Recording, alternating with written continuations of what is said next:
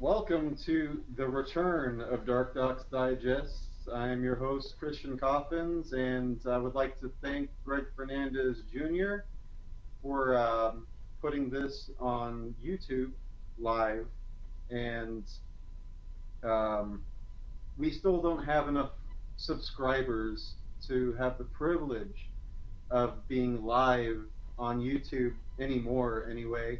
So if you could take a moment and please go to youtube.com/, I think it's Dark Docs, or let's see. You can go to darkdocs.com, that's DARKDOX.com, and then go to our socials. I have been depersoned off of Facebook, not even Facebook jail anymore. They straight up removed my profile after like 15 years. All of my son's baby photos and video gone.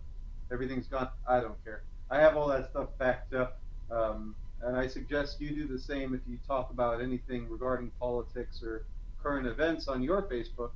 Um, but under our Dark Ducks video networks, you can click on the little Facebook. I'm sorry, the little YouTube.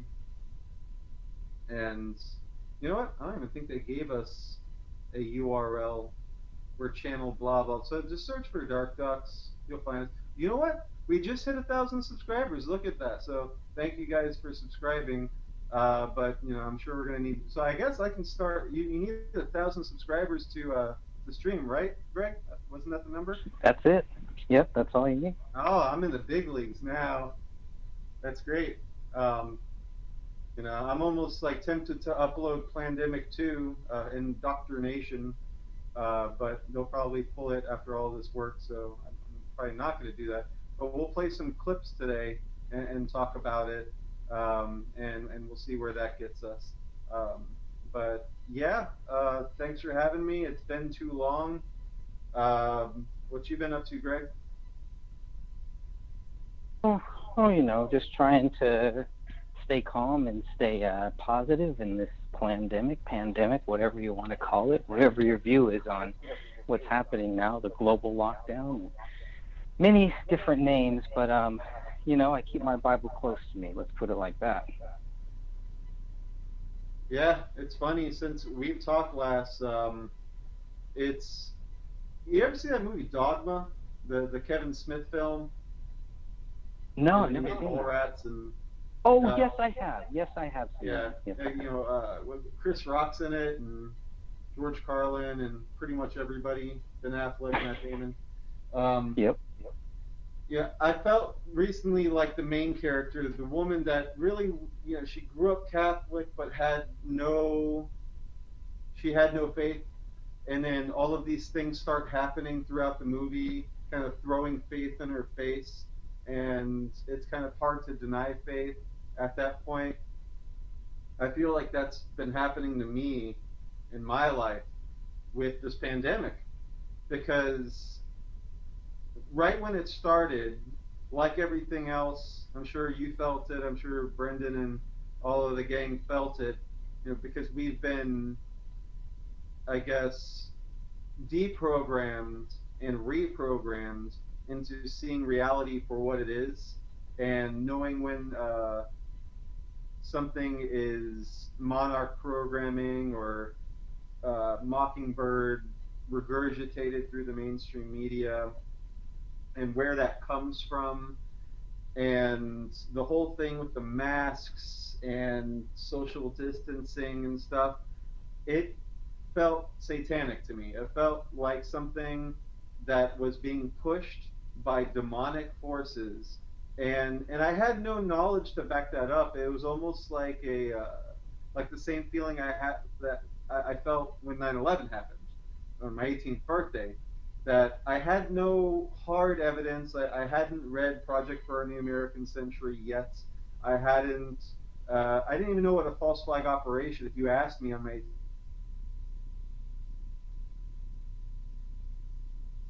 18th birthday, you know what a false flag? I had a feeling, a gut feeling in my heart of heart, in my soul, that this is all a lie. It's being used to manipulate the people into doing things they ought not do, things that if this crisis didn't happen, they wouldn't acquiesce to. And sure enough, it all came out to be true that yes, it was a false flag operation. Yes, there was prior knowledge. Yes, page 51 of Project for a New American Century does call for a new Pearl Harbor, which also was admittedly at this point by the History Channel a false flag operation run by our U.S. government in order to gather public support, in order to go into the Middle East and get their oil. And there's me, a boogeyman, uh, Osama bin Laden, and he is a State Department asset, codenamed Tim Osman. All that is pandemic. Same thing happens with um, of civil liberties.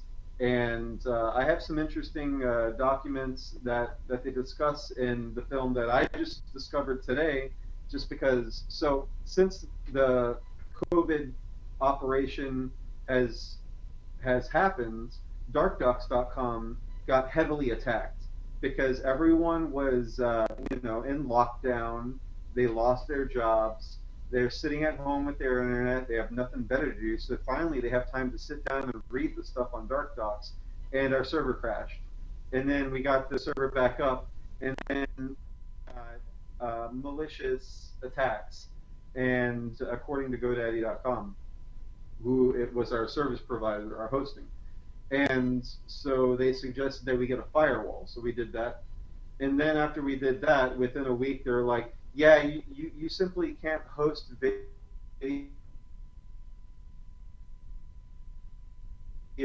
and audio anymore. It's not the intended purpose of the hosting platform. So you need to remove the entire DarkDocs archive, which is terabytes of stuff.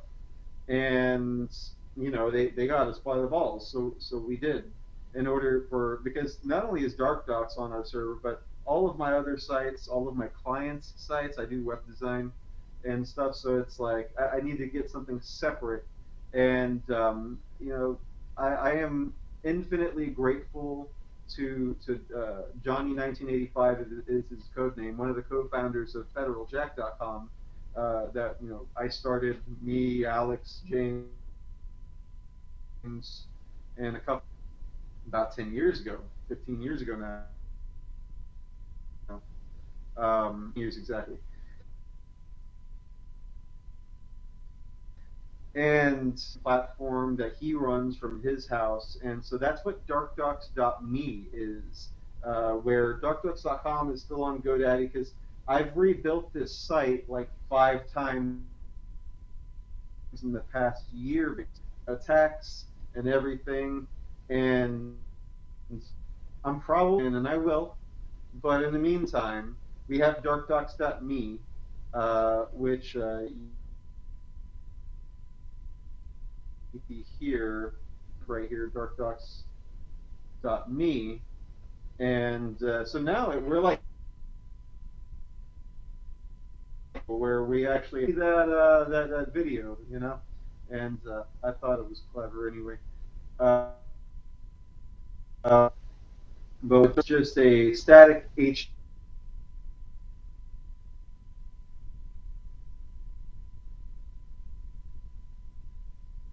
HTML front end. This podcast is going to be up there tonight, and we are going to. What do we got here? Oh, I see. We are going to continue to add things back up, our archives back up, and everyone can download and stream videos, audio files for activists, for encrypting documents, for decrypting, for resurrecting deleted data from SD cards, all kinds of fun stuff. And we've used it in the past when police have deleted things off of our cameras through free software. Way at the bottom of the page. Where are we?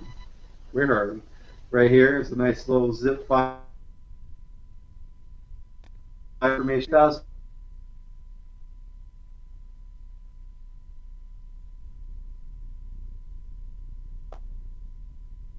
several documentaries now that we have everything back up. We're going to continue to be editing things, including Greg Fernandez Jr.'s book, The, the Great Stage. We wanted to get back on track and do that. We haven't abandoned the Exposing Pedo Swim documentary, and in fact, we have so much more stuff. I'm almost kind of glad we didn't release it yet, because there would have been a part 2 and a part 3, and I'm sure that's how things go when all of these things are unraveling related to Hollywood, and it all ties to Pedogate, Pizzagate, Tom Hanks, Justin Roiland, Dan Harmon, Rick and Morty originating as Doc and Marty, which is hardcore pornography cartoons involving mutilation and all kinds of stuff on Justin Roiland's Vimeo channel. It's still up. They admit that they do all of these things. And the power supply needs to be plugged in, I think. 1 second here.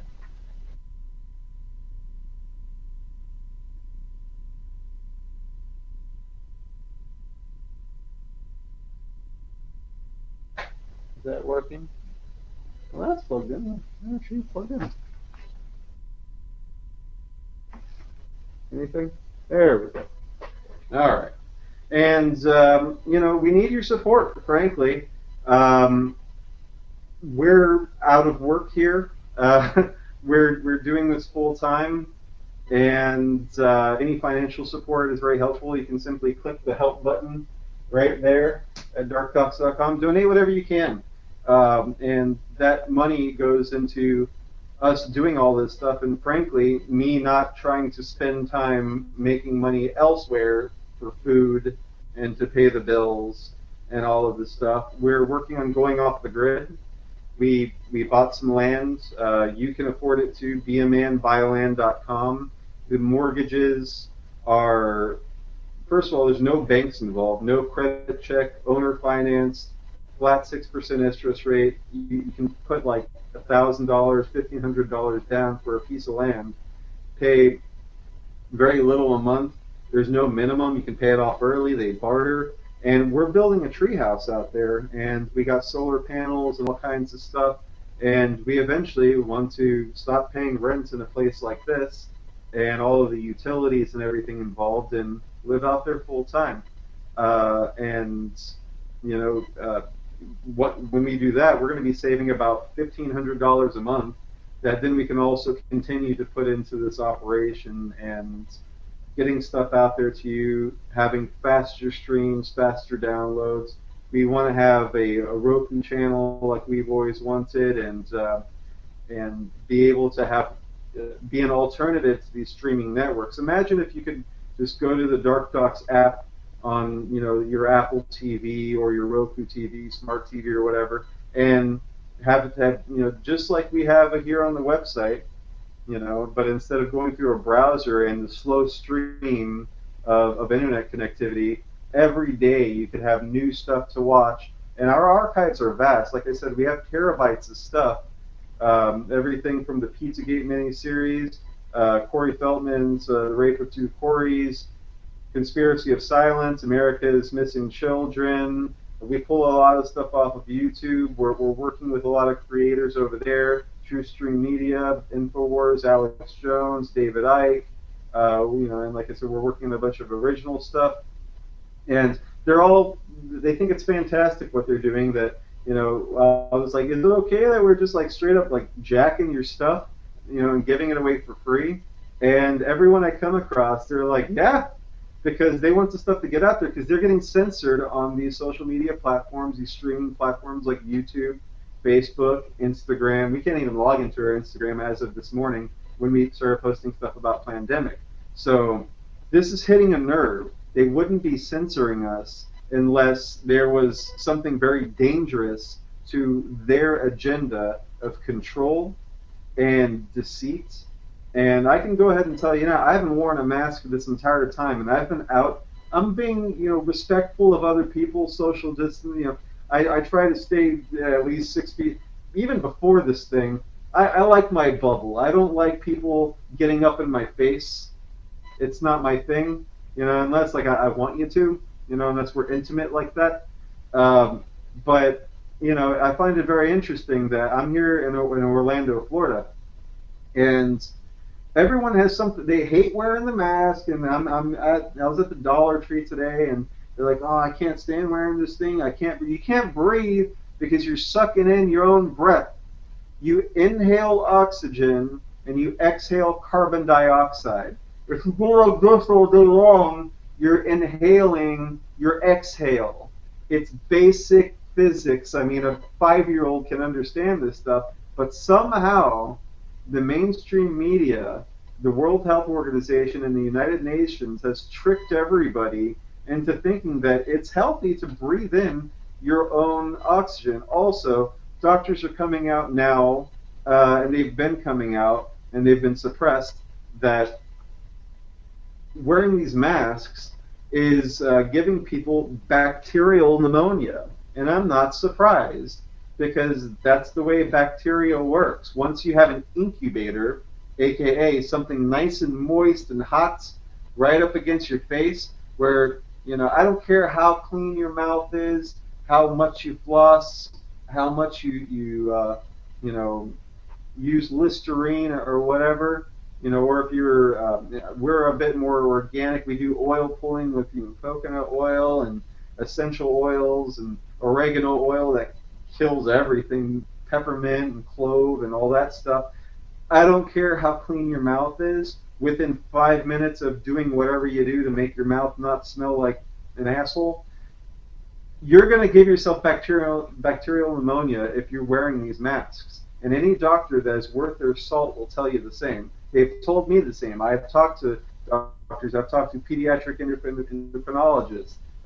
Dr. Amit Habib, the inventor of the Trio Life formula, which is fantastic. I suggest you check it out. And by the way, the Trio Life formula that you can get from triolife.com, this is an unpaid endorsement. I use this stuff. I run the website, been working with them for over 10 years.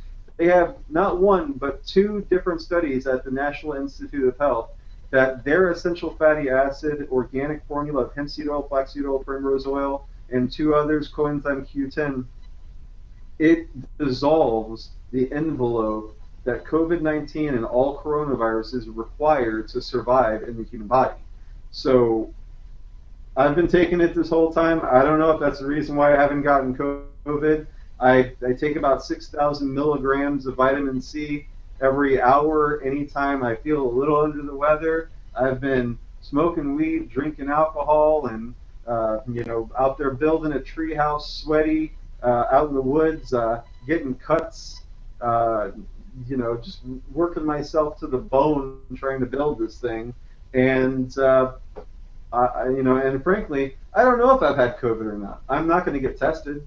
I'm not going to go over there. For all I know, there was early reports during this whole pandemic that the test itself is giving you COVID, and that just going to these centers and being around all these fearful, low immune, low energy, low immune system people it's going to make you sick. And being fearful and just worried about everything. These people are a nervous wreck. That lowers your vibration. It lowers your immune system. And I mean, this is basic stuff, guys. Anyways, I'm sick of it. I've been sick of it for years, and I have a lot of respect for all of the business owners here in Orlando. That when I walk into the grocery store, I've only been hassled once at a Walmart, of course, because those people are dumb. I'm sorry. If you work at Walmart, there weren't a lot of other options for you, and I mean, it's easy to get someone like that to just believe whatever, and that was the only time anyone ever hassled me. But guess what?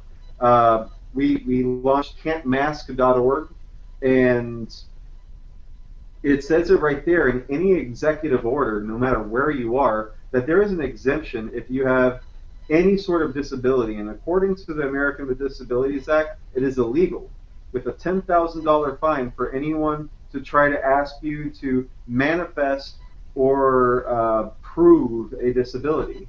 That is, it's a HIPAA violation. That is your private information. It does not need to be disclosed. And they don't have to let you into a store, but they have to give you an alternative, some sort of curbside option in order to utilize their services, or else they are discriminating against someone with a disability. Now, don't feel like you're being a fraud or anything like that. I don't have any sort of official disability, but I can tell you one thing. I'm not going to name the company, but I started working for a company that required face masks back in August. And I don't work for them anymore, so I don't really have a problem, talking about this. But I just don't really want to throw anyone under a bus yet, because frankly, because of the way I was discharged, I might have a libel case of discrimination, because I put on the mask for about 30 seconds, and I don't know whether it was psychosomatic or something else, but I straight up had the very first panic attack I've ever had in my life. My heart started pounding like crazy. I started hyperventilating. I couldn't get a solid breath. My vision started going staticky. I was sweating profusely, and it was not very hot out, and I had to take the thing off. I told my manager that, hey, look, I can't wear this thing. They ran it up to HR, and they asked me if I could provide a doctor's note. Now, I was just simply trying to be a team player and comply. I work with Dr. Habib, so I was like, hey, can you write me a doctor's note for this? He just recently, this past year, retired from official practice, so he's like, I can't write you a doctor's note. It's illegal, but here's a list of doctors I know, and call them, and they'll take care of it for you. I called all four of these doctors, and they're not seeing any new patients because of COVID.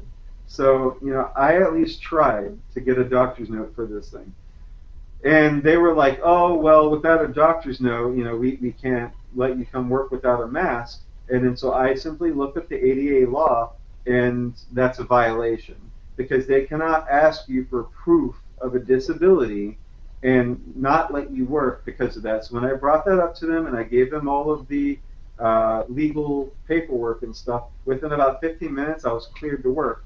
But then the company started little by little doing things to sabotage my job.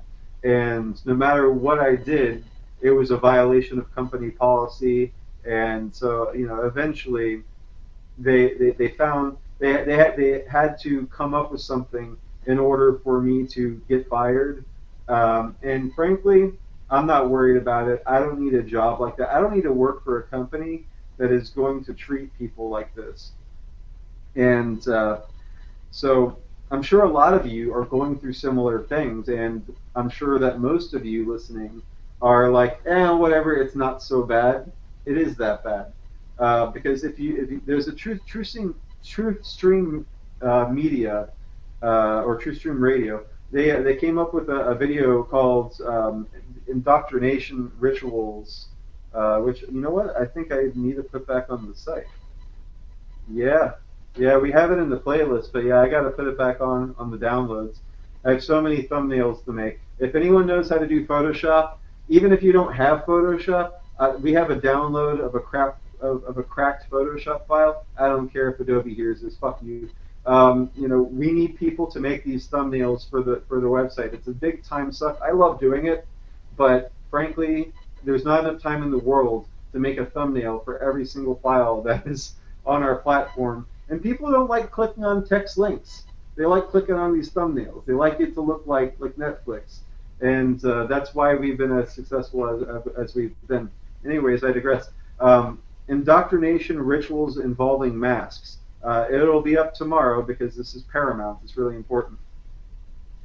Satanists and cults, various cults throughout time, have been documented to have face coverings as part of their indoctrination rituals. In order to remove your identity, have you be uniform with everyone else that is also part of the indoctrination ritual. And again, you're breathing in your own breath, your immune system is lowered, your oxygen intake is lowered, and I don't care what any doctor on Instagram says that you're not getting less. Those tests for your finger, they don't test how much oxygen is in your system, in your lungs, going to your brain. Just what's in your blood. That's not what it's for. And any doctor, again, worth their grain of salt, will tell you that. And this is a global Satanist indoctrination ritual in order to show compliance. If you think that a cloth face covering is going to protect you from COVID, you know nothing about immunology, you know nothing about microbiology, and you really need to do your research before just listening to the news. These people want you dead. These people like Bill and Melinda Gates, the United Nations, the Rockefeller Foundation, they have admitted for over 100 years that they, of course, Bill and Melinda Gates aren't 100 years old, but his father and his father, these roundtable groups and these families have been pushing a depopulation agenda for quite some time now. They have written books about it. It's on the Georgia Guidestones, and that's exactly what this is. That's what Agenda 2030 is all about. That's what Event 201 was about, and I really suggest everyone, when they're done watching this, take the time, go to darkdocs.com, watch Pandemic 2.0 and Doctrination, because it's not only about the COVID-19 pandemic. It goes much deeper. It goes into the Mockingbird media. It goes into COINTELPRO. It goes into MK Ultra. It goes into how all of these things, the fact checkers, how that all happened. Who's funding this stuff? Who's behind it? What's their agenda? What is Wikipedia? Who runs it? Who benefits? And it's a great documentary. And I'd like to give a shout out to London Real for putting this thing out. Putting his neck on the line. The guy's running for the mayor of London, and he's throwing down like this. It's actually really inspirational. I'd like to run for public office soon enough as well. And it's nice to know that it's possible running something like darkdocs.com, being in Sacred Owls, and being a part of the real resistance, not the left, not Antifa, not Black Lives Matter. We support blacks in all races. We support anybody that just wants their civil liberties all across the world. I don't care what your religion is. I don't care what your sexual preference. I don't care about any of that stuff. As long as you're not hurting anybody, you have inalienable human rights protected not by the Bill of Rights, but reminded by the Bill of Rights, because these rights are given to you by our Creator. Whether you want to call it God or Jesus or whatever your religion is, these are inalienable. They're within you. They're not given to you by governments. They cannot be taken away by governments. And that is how these documents are written, and that's why they're so important. That's why the United States sovereignty, our national sovereignty. Being a nationalist doesn't mean being a racist. That's that's what the Democrats are trying to push on us and stuff. And I'm still not even 100% for the Republicans. I've always been against the false left-right paradigm. I've always voted third party.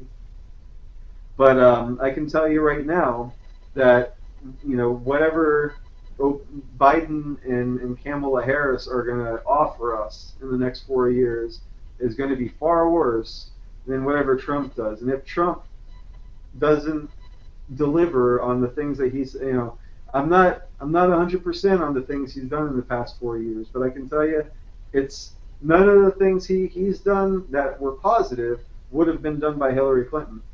And these are the facts, And right now the left is working so hard to, get whatever they can. Now that the Hunter Biden, laptop and hard drive is out, now that Rudy Giuliani and all of them have it, and we have some of it, but not all of it, and it's bad. And they're working overtime to try to make any little connections between Trump and Jeffrey Epstein, but the fact of the matter is he got arrested, and they either, he's in witness relocation. I don't believe he killed himself. He was either murdered or he was, or they faked his death. Um, they better be waterboarding Ghislaine Maxwell for all the stuff that she knows. And frankly, I don't like how there's a media blackout about that either. We try not to stay biased. We try to always be looking for something to prove us wrong. Bring us. We're in the. This is information warfare. You need to bring us things, and we will look at them. I will never say, I'm not going to look at that. I will look at anything from anybody. We have a contact page in darkdocs.com. You can email info@darkdocs.com, and we get a lot of our best intel from people just visiting the site. I mean, there's so much information. I'm not going to pretend to know all of it. But I'm very grateful to Greg. I've been rattling off for quite a bit now. I What are love your it. I thoughts? love What it. do you want to tackle first now that I've kind of gotten a lot of that stuff out of the way, setting the groundwork for this presentation? Well, I was going to ask you about the whole COVID thing, but I think you covered it pretty well. I've also had the panic attack thing. I Really? was in a grocery store. Yeah, I was in a grocery store, and I had worn this same mask. It wasn't like a different mask or anything, and I wore it, and I'm in the store, and all of a sudden I just start freaking out. I just start panicking, and I just start praying, and I was fine. I calmed down. I was able to get everything that I needed, and I was able to get out.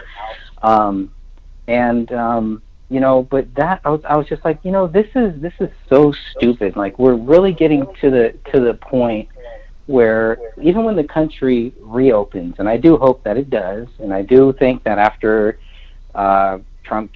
we vote Trump back in, I do think he will get back in. I think we'll get back to all of that. I think that the states are really going to crack down. It's just like, this is more about them wanting him to look bad. And I don't Yeah. know if you watched the debate between Trump and Biden, but Oh yeah, we have it at everything Dark is Docs. We also have the Pence Kamala one as well. nice, nice. Yeah, and so all of it is it's like I'm watching it, and they're blaming Trump for this, and I'm like, wait a Oh minute, yeah. Trump is the only one who is telling people to reopen.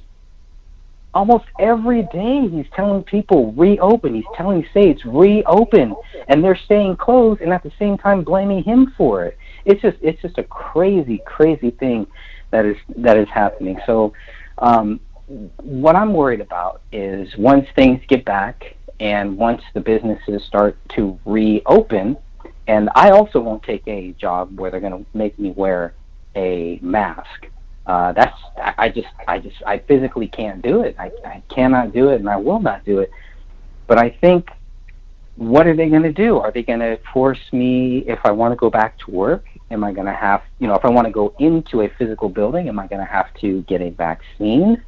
Am I going to have to do all of this stuff just so I can work, so I can feed my family? What are Well, my that's what Bill options? Gates has already said multiple times on the mainstream media, that we will not go back to normal until there is a vaccine, and everyone needs to take it. And you're going to have a smartphone, and if you don't have the smartphone, they will give you like an Obama phone or something, a government issued tracking device with this software, and they they are going to require you to have proof of, like, I have a vaccine, or I tested positive and then now I'm negative, I have the antibodies. They have a color chart just like the Department of Homeland Security had after 9/11, with threat level from green, yellow, orange, red, but it's going to be what's your COVID status, and that's going to be your COVID ID,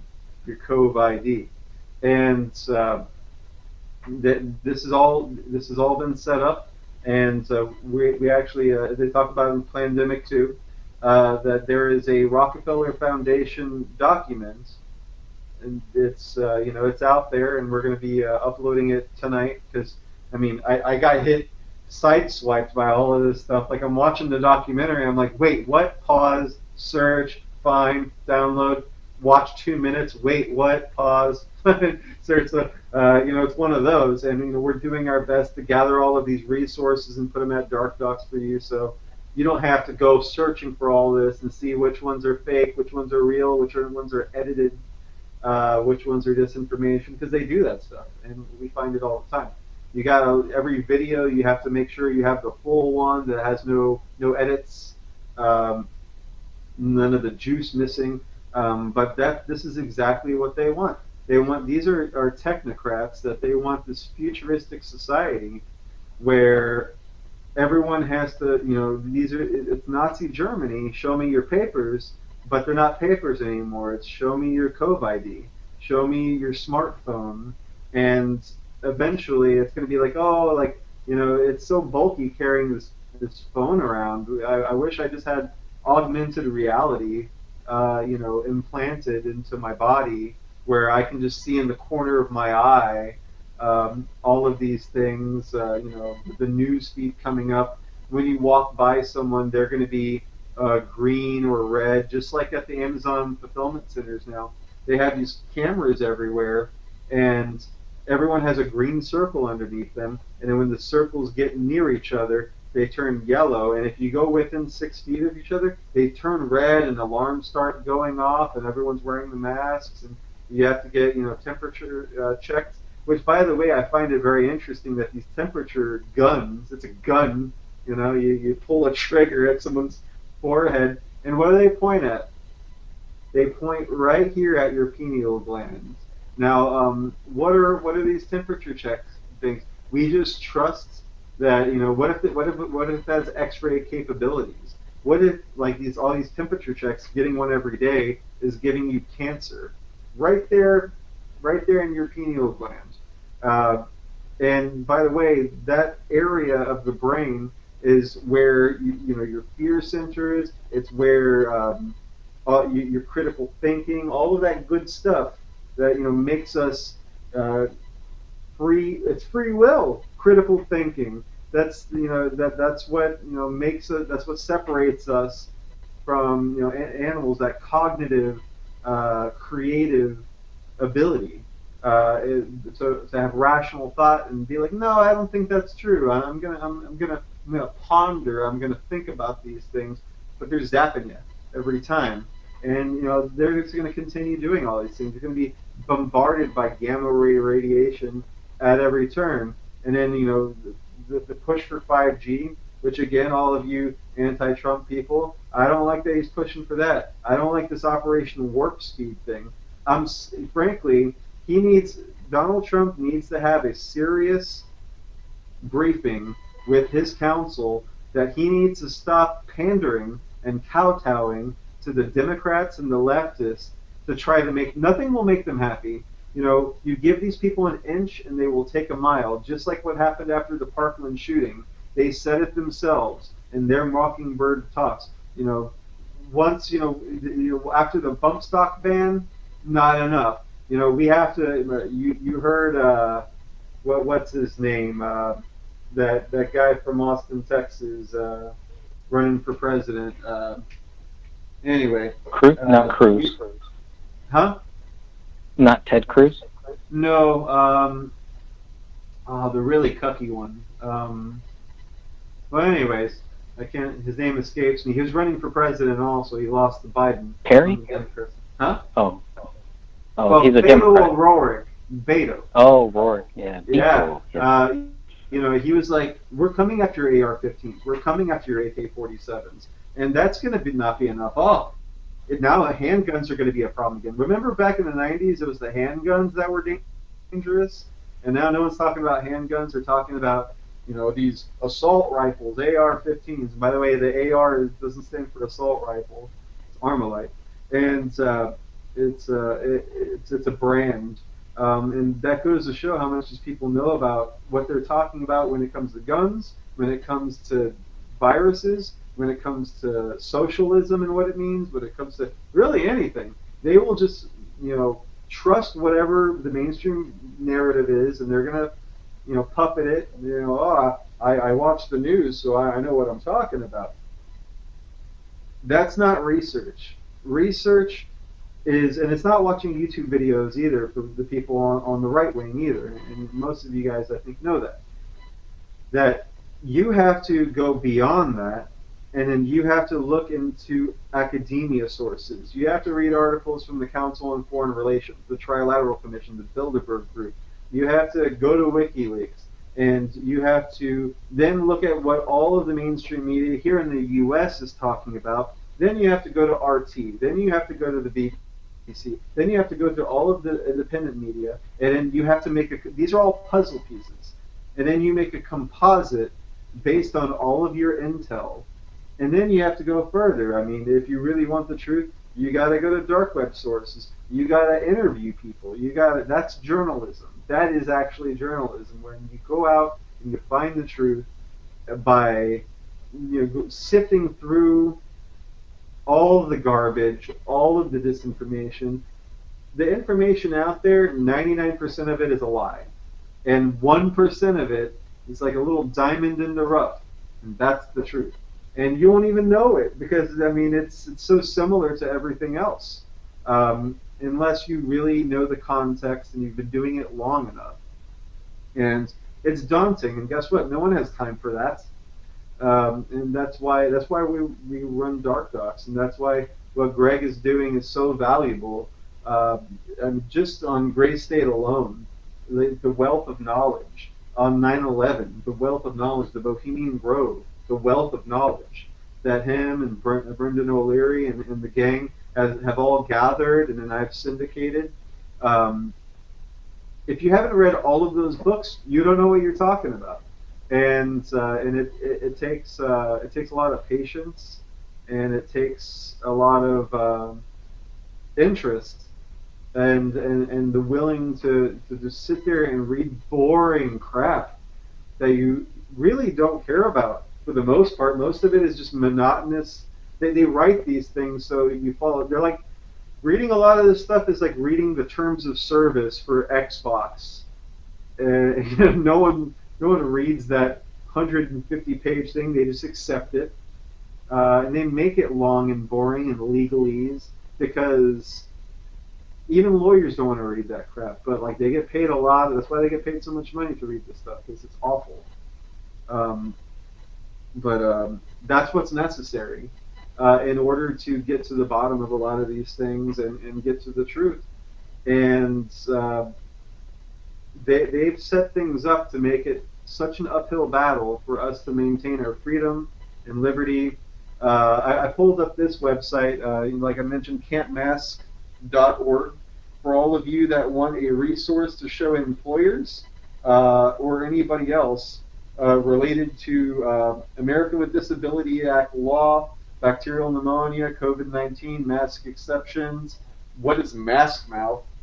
It's a disease. Learn about it, and also how human traffickers are using the whole mask thing. It's funny now. I'm seeing FBI bulletins with like the mugshot of the guy they're looking for, and then they Photoshop a surgical mask onto him. What he would look like if he was wearing a mask. You see how problematic this is for law enforcement, and if you're trafficking a child, sex trafficking or otherwise, or anybody, an adult, whatever, how hard it is to find somebody when everyone looks like, a reject from Mortal Kombat with their little stupid mask on. You can only see their eyes, and I can tell you now, the people that like the mask thing, they're all ugly. I'm going to go ahead and be superficial. I don't know a single attractive person that wears a mask. Anybody that is, not just awful from here down, they're giddy as a goat. Because guess what? Everyone looks good in the mask because you can have little designs on it and do whatever you want. And it's disgusting. It's transhumanist. It's anti-human, and that's what they want. And they don't realize how they're not only harming their health, but their virtue signaling is psychologically separating and hurting everyone around them. And I'm so grateful that I have a contrarian spirit. I am somebody that if you tell me I can't do someone, I laugh at you. Yeah, I can. I can do it right now. I'm going to do it. I'm going to prove you wrong. That has always been my attitude. That's why I've been a punk rocker all my life. And that's why I've been an activist and all of these things. Because You can't tell me I can't do that. As long I've never been a criminal. I've never tried to do anything to hurt anybody else. In fact, I'm quite on the opposite end of things. If I see someone that's hurting somebody, they're going to get a gun in their mouth. That's how I roll. That's how I've always rolled. And we have to stand up for the weak. We have to be stronger than we think we are. We have to be the superheroes that we admire. We have to be the change that we want to see in the world. And there is no time for you to second guess yourself or be a coward or be a follower right now. Because if you're a coward or a follower, you are a useful idiot to these evil powers. And that makes you my enemy. I don't want you to be my enemy. I want you to be my ally. I want you to stand up for liberty and free humanity. And if you're going to stand in the way of that, you've chosen your side, and you're going to get mowed down by free humanity. I'm sorry. We're going to win every time. The people that are telling you to wear a mask and telling you to be locked into your house and telling you to take this vaccination and all of these other draconian things are weaklings. They're pathetic.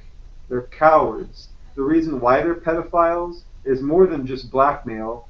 They can't. They don't have enough confidence to talk to a woman or talk to a man or any their own age. They have to violate someone smaller than them in order to feel powerful.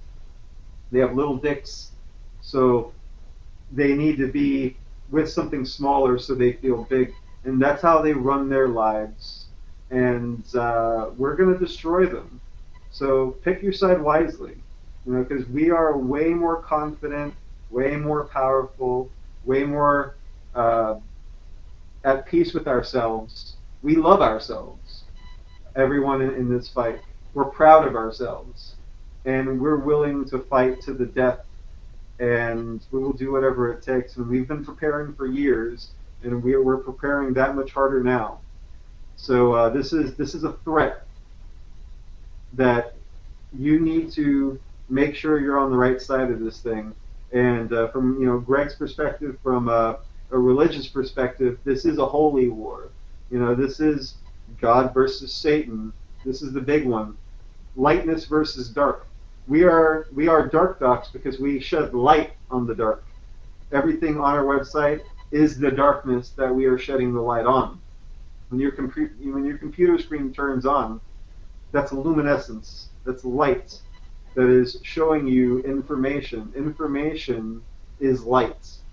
And the darkness is the ignorance. It's the weakness. It's the cowardice. It's the self-doubt. And that is literally the definition of Lucifer, the morning star, and all of their dualists, as above, so below, occult bullshit, wearing their robes, sacrificing an effigy of the child to the flames in front of an owl, cremation of care. They're pathetic. They're sick and they're pathetic, and we've been exposing them for years, and we're going to do it harder and harder until all of you wake up. Amen. Amen to that, brother. That's all we can do, Yeah. But, I mean, this mass thing, it's really made me religious in a way. I've started reading the Bible more. I've started talking more with my Christian friends. Dr. Amit Habib, he also runs a nonprofit organization called United People in Christ. You can go to it at unitedpeopleinchrist.org, or we also have upic.world, same website. And he, since the 1970s, has been going to the Middle East. He's from Syria. He's a Syrian guy in the 70s. And he's been going overseas, collecting money, and Christians that are being persecuted in the Middle East, Lebanon, Syria, Egypt, all of that. They're being slaughtered. There's barely any of them left, and they are the biggest. They are the smallest minority of all the minorities, smaller than the Jews, more persecuted than the Jews. The Christians are over there, if you could imagine.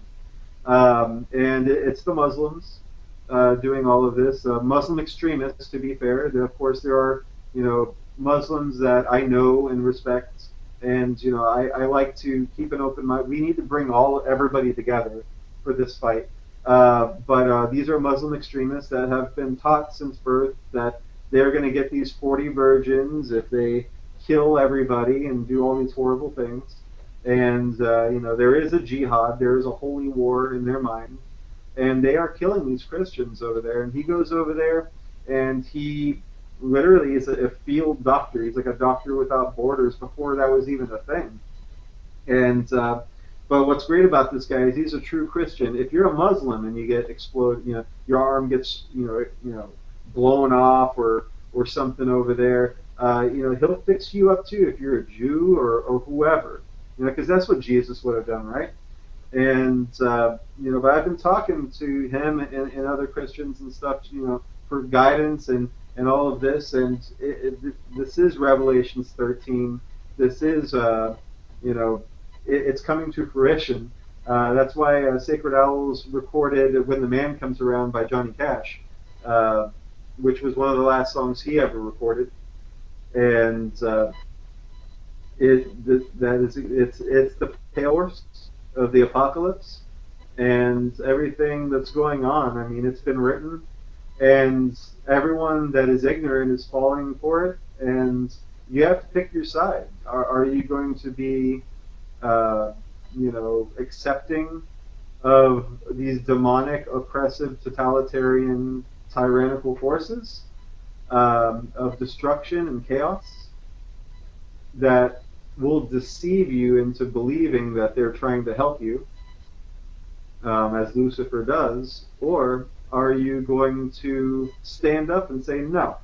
This isn't what God wants. This isn't good for humanity. This isn't good for procreation for generations to come. This isn't sustainable. Um, these people don't believe in vitamins and minerals and getting sunlight and uh, getting your hands dirty in the soil of the earth, and without wearing gloves and masks. And these people are afraid of reality, and that's why they're masking up and putting on gloves and burqas and plastic bags over their bodies and stuff. I welcome it. I welcome nature. I hope I get COVID. I probably got COVID. I don't know. I'm fine. I'm stronger than ever. And I'm out 30 feet in the air, nailing four by fours together on top of me, with a hammer and a ladder out in the sun. And I'm stronger than I've ever been during this pandemic. Never wearing a mask, never taking a vaccine, and I'm not trying to tell anyone what to do. I'm just telling you my experience, my knowledge, and I hope you get power from what I'm saying. I hope you get confidence in your resistance to all of this, because I can assure you, if you do what I'm suggesting, and you get sick or this or that, it's not going to be because of what you did or what you didn't do. It's because of biological weapons that have been made in a laboratory that they are putting onto you and then tricking you into thinking that they're natural. And by the way, all these people, they talk about in pandemic too, that if COVID-19 is natural, then it's illegal for them to have a patent on it. Tony Fauci has a patent on COVID-19 and other coronaviruses. So that's illegal if it is not made in a laboratory. And then if they made it in a laboratory, that he was part of the Wuhan lab and all that, he's part of all of that. Event 201, that's prior knowledge. They were a part of all of that. They have the patents.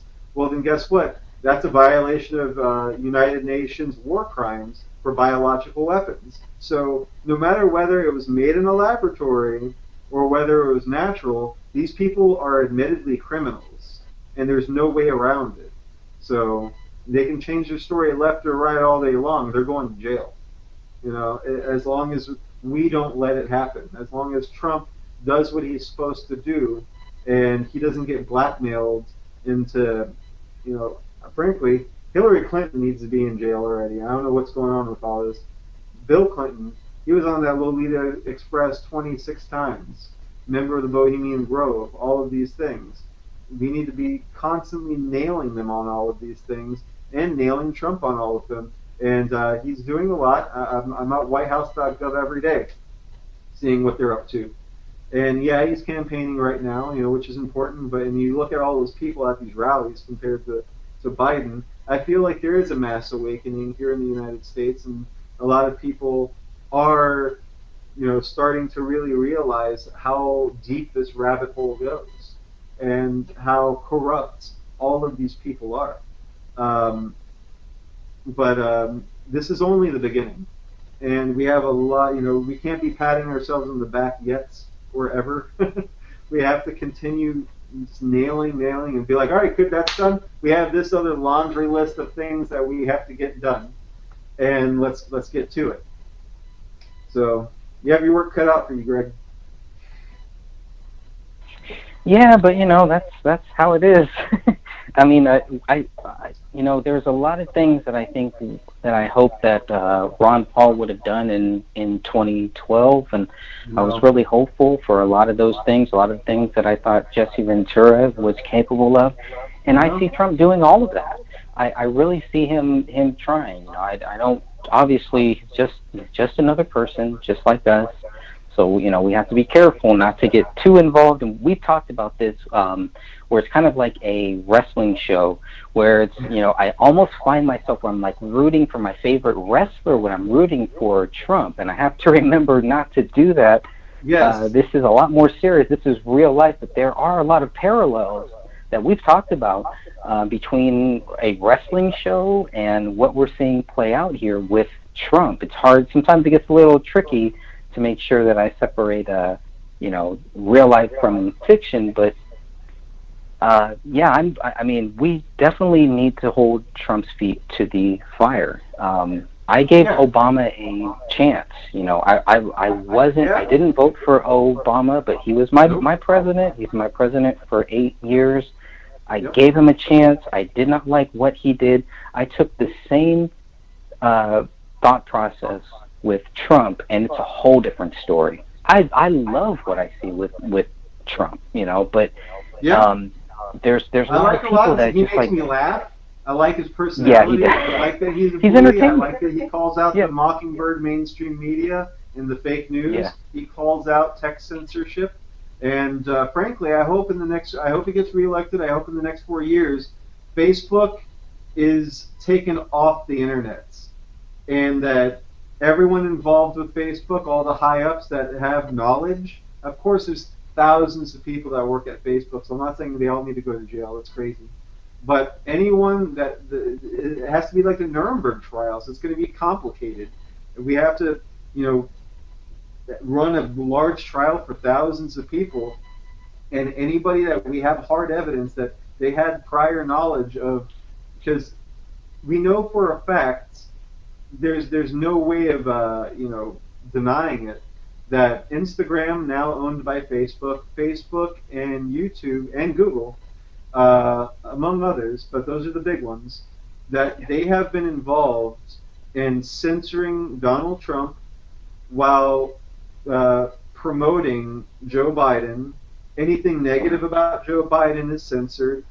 Anything negative about Trump is broadcast, and some of it against Trump that I've seen is straight up not only hate speech under their own guidelines, but also there are direct calls to action, which is an FCC violation, Federal Communications Commission violation. When if you have a call to action calling for the death of somebody in particular, calling for any violence against that person, or even alluding to it. Like when Kathy Griffin was like holding up Trump's head, the bloody head thing. And when Snoop Dogg had, they had the orange clown, very obviously it was Trump, and he shoots him in front of like a shop or something. These are direct calls to action that are not protected under the First Amendment. Like there are specific addendums to that respond to you know what do they call it?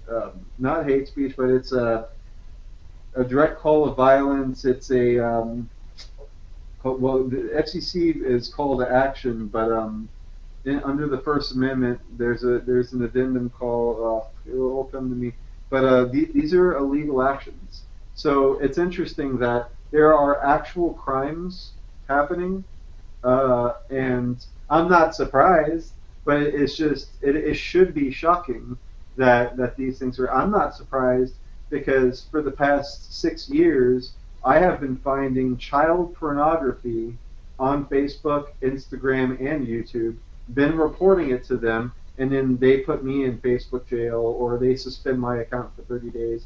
And now simply they're just like deplatforming, taking me off. I can't even log onto Instagram as of this morning, again, after the pandemic stuff. But it's interesting. If you go to Instagram.com/darkdocs.com, DOTCOM, links on darkdocs.com, you will see posts before they take them down. I should probably back all this stuff up from the social media, that I will report it, and then they will punish me for doing a print screen of the thing, and I'll go into Photoshop and I'll run the mosaic filter, blurring out things like faces and genitals. Um, and it's more than just rape of children. They are murdering children on video. Like I have seen children be murdered on Facebook, and then you try to say, hey, look, they're doing this, sharing the links and stuff, and then you have people being like, oh, don't share that, they're going to get you. And it's like, I've been working with the FBI and the missing and exploited children's websites. I've been emailing them for years, and to a certain extent that's true.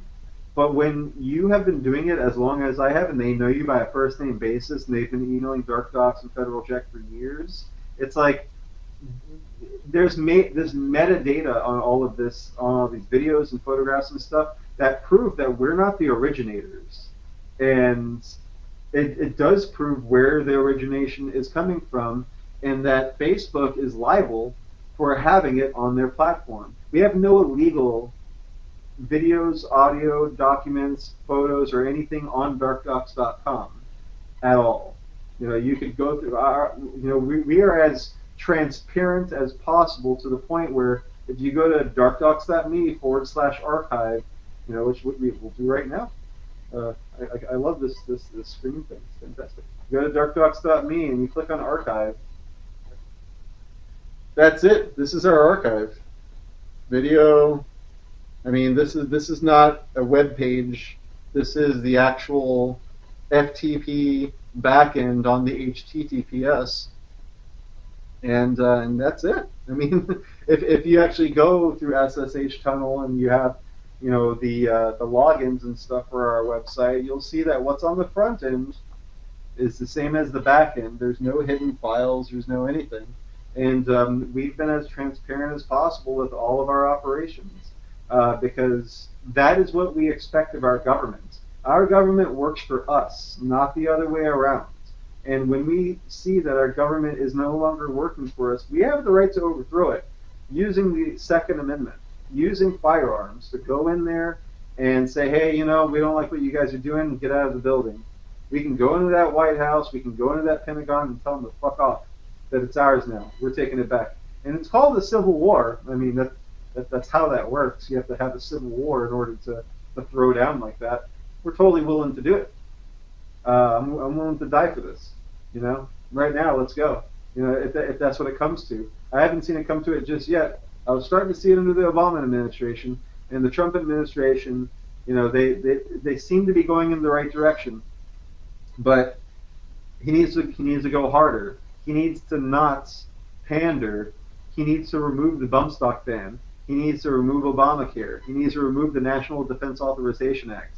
He has a lot of work to do. He needs to remove the Patriot Act 1 and 2. There are so many things that are draconian and unconstitutional that are currently under U.S. law that are not congruent with our Constitution and our Bill of Rights. So we have, like I said, we have a lot of work to do, and Trump has a lot to to accomplish. And with that being said, I'm very hard on him because guess what? He's the president of the United States, and he has a lot of work to do. So I'm going to be down his throat. But I can still say that he's the best president we've had. He's accomplished more than JFK. And in modern times, JFK was the best president. Well, he didn't live long enough to do the things that Trump is now carrying out. And you don't have to be a QAnon, you know, conspiracy theorist or anything to say any of these things. You just have to look at the voting record. You have to look at the executive orders. You have to look at the policies. For the first time, we have a anti-human trafficking department in the Department of Homeland Security, which again should be abolished, and it should be something else. But it's there. It's a weapon. We're using it, and the media is not talking about it. I bet you didn't know about it. Look it up. We now have a specific czar that is an anti-human trafficking department of DHS, and the mainstream media is silent because Trump is not wearing a mask and this and that. While they're not wearing masks while they're at the White House, and I think it's really interesting that Trump contracted COVID-19 the day after he did the debate with Joe Biden. And isn't there supposed to be a 2 week 2 week period Yes. after you get it until it shows up, and nothing is consistent about any of these narratives. So I'm so glad you brought that up, because that was the other thing that I wanted to ask you about. please. How do you feel about the fact that Trump had COVID, and within 2-3 days, boom, he's healthy, it's gone? Doesn't that show us that COVID is not as bad as people think it is? We always hear about rises. Every day I hear about the rise in COVID, the rise in COVID. I never hear about a rise in death in COVID. Well, right, there used to be deaths, and then the deaths went down. And by the way, COVID deaths, like what is it, 260 dead, 1,000 dead, from COVID. But they were calling everything a COVID death. And the doctors, we have doctors, protesting in D.C. at the Capitol right now, and they've been doing it for the past month, the past 2 months. That these COVID, Dr. Erickson, we have the video back up on darkdocs.com, in his briefing back in March, was saying that they were being persuaded and kind of like threatened that coded a COVID death, coded a COVID death. And not only were they being pressured into marking everything a COVID death, it was incentivized. They were getting $6,000 for every single COVID death, every case, not even every death. And if they were on a ventilator, I think it was like $24,000. It was a payday. There was no reason. And by the way, that money is all coming out of taxpayer dollars. There's no reason why we are giving thousands of extra dollars just for coding something one way or another. There should be no incentive. It's unbelievable. And so of course all of these medical facilities, all these hospitals all across the U.S. are just like, oh, what? Oh, COVID, COVID. And these PCR tests, by the way, they've been talking about it on the No Agenda show, talking to doctors, that these PCR tests that they're using for COVID nationwide, it's the standard. The inventor of the test, who is now dead, go figure, before his death, he said, that's not how you use this test. And you will get false positives if you go more than 37 cycles. Now they're saying that the minimum is 40 cycles, and it's picking up all kinds of stuff. It's kind of like, you Photoshop guys, it's like the magic wand tool, right? Like, you can set it, the default setting's at 32, and that's a pretty good setting for I want to pick something that's this color, and then you pick it. But if you set it at 100, it's not going to just pick up things that are that color. it's going to pick up everything kind of similar to it. You set it at 200, it's picking everything up. There's only 255 colors, on the screen. So, the higher uh, the higher number you pick, the more it's going to pick out, and, saying, oh, this is a part of it. This is a part of it. It's the same thing with these PCR tests. They shouldn't be doing more than 37 cycles, and that's the maximum. Like optimum is about 30, 32. And I've been researching. I've learned a lot about these PCR tests. Again, I'm not a doctor, but what did I do? I hear about it. Well, I talk to doctors, and then I talk to multiple doctors that disagree with each other, and I get the information, and then I sift through all of it, and then I try to find the truth within all of it. That's what you do. It's called research, and so these are all false deaths, you know. And I mean, to a certain degree, this COVID-19, this novel coronavirus and stuff, who knows if any of us really have ever had it at all? And if it's this is a patented thing, and that the one in Wuhan was way more deadly, who knows if we are trusting the news telling us these numbers. They are trusting these facilities that are incentivized to give false information in much higher counts. And then more than just that, but then you also have the straight up fraud, where you have nursing homes and hospitals, doctors in these hospitals and nurses in these nursing homes coming out and saying, well, the official numbers that came out of our facility was like 250 deaths, but we only have 100 patients. So yeah, just like voting, how my dead grandfather, he died 15 years ago, but he voted for Joe Biden. It's the same thing. They're just cooking up numbers. It's fraud. They're straight up lying about all of this stuff, and and why? Why?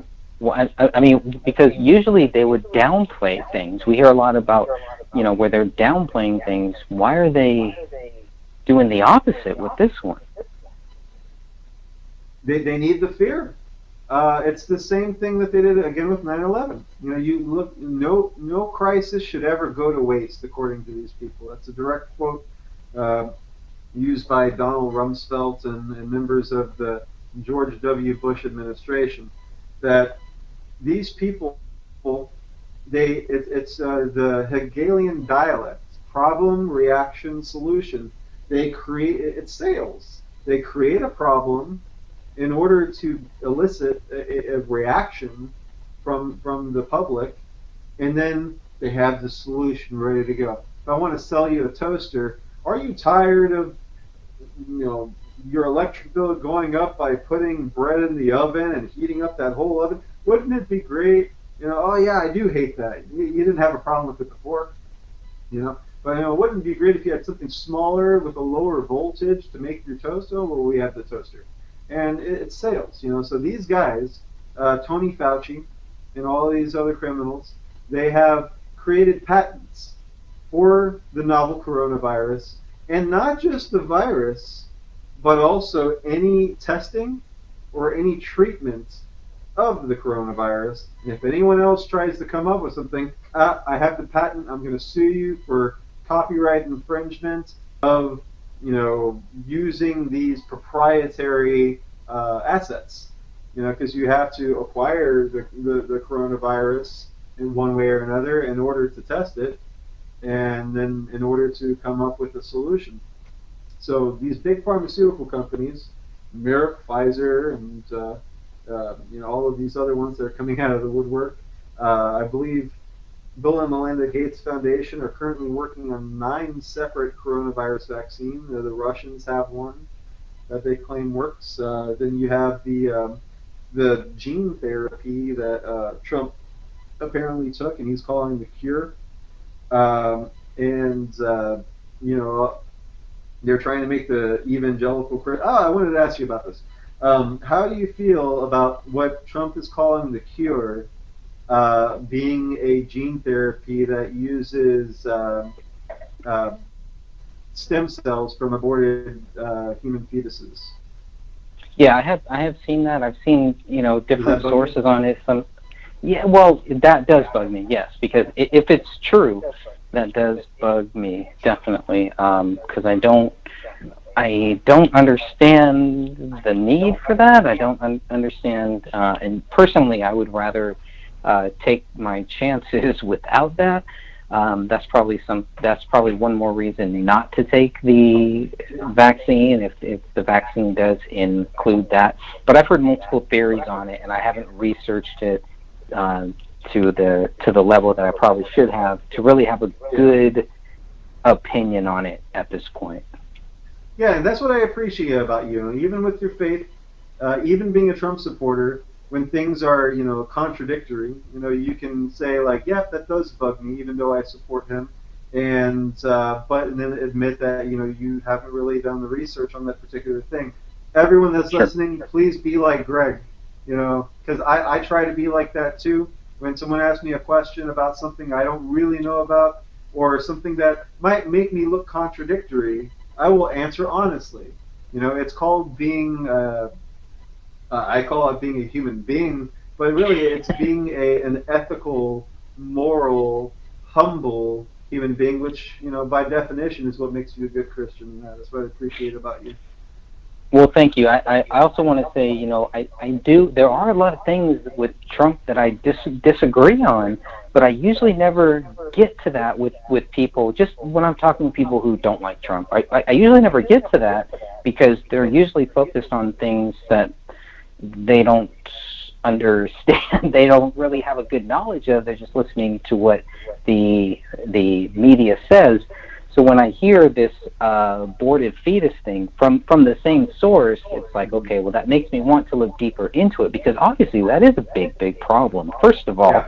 there shouldn't be any of that. I mean, and um, personally, I would rather take my chances with something that doesn't have that. So I thank whoever started reporting that because if that is true, and I'm going to keep an open mind to that being true. But if that is true, that's definitely a vaccine that I will not take. I would rather die. Yeah, no, and I totally agree because I do, even though I disagree with it, I've done a lot of research into gene therapies involving uh, aborted fetal tissue, embryos, and things like that, and going even deeper into what spirit cooking uh, is, Marina Abramovich. Why do these people uh, rape, murder, and eat children? Right? And I'm not just talking about the sickos like Hillary Clinton and the Hollywood elite and all of these people, but this is not new. This goes way back to like the Babylonians, the Sumerians, the Greeks, the Romans, up until today. People what The we call Aztecs. witches and the Celtic people and the Druids. The reason why they sacrifice children and then eat them in cannibalistic rituals is because a newborn baby or a aborted baby, like you can imagine the ingredients inside such a thing. It's magic, is what it is. It's the most, okay, a good example that's not as gross, right? It's stick out all of the people listening going into that detail is it's like when you spring when you sprout seeds, right? Like when you like have chia seeds or different mung bean seeds and different things, and you sprout them and you eat those sprouts. Like you can taste how healthy and how it has all of the ingredients of life sprung. Like it's that moment of inception, that moment where it's not quite the thing it's supposed to be yet, but it has all the ingredients that can be just consumed. Like when you eat sprouts, you can taste. Oh my god! Like it's a flavor sensation. It's full of these juices, but it's not just water. It's this nutrient rich, nitrogen-rich, vitamin, mineral-rich life. It is life, and these people are so lifeless and so corrupt and so drained because of all the evil. When you're evil and you do evil things, you look like shit. You're tired and you're sick because you are literally now in life. There's creation and there's destruction. To create is to make things and to have them thrive and be fruitful and colorful and vibrant and full of life. And then there's destruction, which is the rot, the decay, the process of dying. Now these people want you to believe, and they believe themselves, that when you're born, you're just dying. Life is just the process of dying. It's called being a nihilist. Somebody that is just obsessed with death and destruction and thinks that the universe is chaos and that there is no consequence to their action. There's no such thing as karma. There's no such thing as what goes around comes around, and that there's a judgment day in Christianity and things like that. They really believe that no, there's it's all bullshit, and I can do whatever the fuck I want. And there's no consequence. But I have seen with my own eyes that people that live that way, they look like shit. Now I'm somebody that drinks, smokes, and I've lived the rock and roll lifestyle. I've done all that stuff. Never the evil, destructive stuff, and I fight hard against that. But as far as like destroying my own body, I used to smoke cigarettes for years, and I've drank so much alcohol.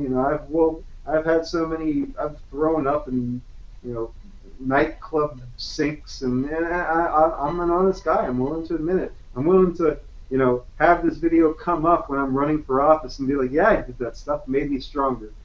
I will never say, oh, I never said that. Like Joe Biden, I saw today how he used to say when he was running for Senate for the first time that I used to march with the civil rights movement and sit in on this and that and blah blah blah. And then later on, he was like, I've never done that. I've never walked in the civil rights movement or done any of that. And now that he's running for president, I used to march with the civil rights movement and go to the black church. Like, there's a video. It's fantastic. I'll put it up later. He's horrible. Okay. But it's like, that's what these people do. They'll speak out of both sides of their mouth, and they will say whatever. I got a video of Biden saying, buy a shotgun, and then now it's cool to be a gun grabbing lefty liberal Democrat, and he's like, oh yeah, we need gun control, blah blah blah. The guy will say whatever it takes at the moment. He's a salesman. He'll say whatever it takes at the moment. And a lot of people say same thing about Trump. And and I do admit that there's you have to give a little bit of leeway for people to grow. Some people change their minds about things over time, and if they're willing to explain that process, then whatever, I can understand that. But like when you're straight up saying like I did a thing, and then you say I never did that, and then I did it again, they act like these videos don't exist and that they won't come back to bite them in the ass. It's the level of arrogance. They think you're stupid. They think you are a dumb, just whatever I tell you, you're gonna believe because you're a schmuck. And it's if you don't see that, I mean, I guess you are. But again, if you do that research, how it's been. Yeah. That's how it's been with this country for so many years, and then now it's a totally different ball game. It really seems like Trump is one of the only people who have actually elevated to that game and to realize that what, that's why he's on Twitter. That's why he's he's everywhere. He's doing these. He's doing 2 rallies every day. I mean, how is that even possible? 5. He's doing 5 while Don Jr. is doing 2, and then Ivanka's over here. Like he has a whole. That's true. Thing is, like that's a great point. He's doing it right. The president of the United States. And Obama did it a little bit. He was the internet president, but Trump took it to the next level. he realized that I can't be using the mainstream media. These guys are controlled by the Council on Foreign Relations, the Trilateral Commission, the Bilderberg Group, Bohemian Grove, the National Press Club, and all of these other things telling them what to do. You got the Pentagon with all of their talking points, the CIA, all of that stuff. That you can't. It's a dirty filter, is what it is. You can't use that. It's no good.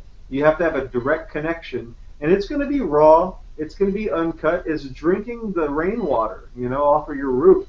Yeah, there's going to be some gravel. There's going to be this and that. He's going to say some stuff that's not going to sound very polished, but it's going to be honest.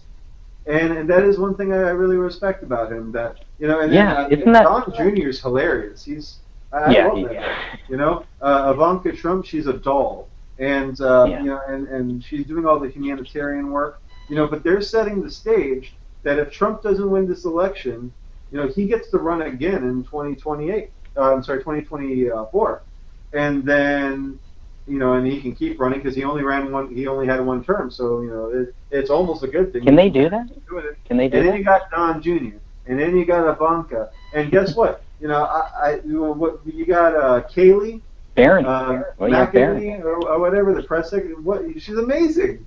She's a firecracker. When the media comes at her, she's like, oh yeah, well what about this and this and this and this and this and well spoken, Yeah. articulate, knows what she's talking about, ready to go. It's like she has the magazine fully loaded. So what do you got? Pop, pop, pop, pop, pop. And that's what we need. I would totally vote for any of those people because they're fantastic. Yeah. And that's the thing about Trump. Say what you will about him, he surrounds himself with amazing people. And then not everyone's pretty. They might seem interesting, or good or talented or whatever. And then if they don't deliver, he fires them and then brings someone else in. He gives someone else a chance. You had the chance, you didn't make it. You're out of here. And that management style is what you want. Because when you have these career politicians. Joe Biden's been in office for 47 years, and I love that meme he's using. It's very effective. That he's been in for 47 months, and Biden's been in for 47 years, and he's done more in those 47 months than he's done in those 47 years. It's like anyone that thinks that Joe Biden, after 47 years, and he was the vice president for 8 years. Oh, but now he's going to make change. Now he's going to do these things. Are you kidding me? He's been in Senate for 47 years, and it's unbelievable that people think that now he as the president, because let me tell you guys, and I'm sure a lot of you know if you're listening to this broadcast, you're next level. I don't want to talk down to you, but the president of the United States, it's a figurehead position. You have some power. You are the commander-in-chief of the armed forces of the United States of America. You are the highest person in the executive branch of the United States of America. But really, when you look in the grand scheme of things, you look at the Senate, you look at the judicial branch, you look at Congress, and all of the powers of all of those things, the Pentagon and all of that.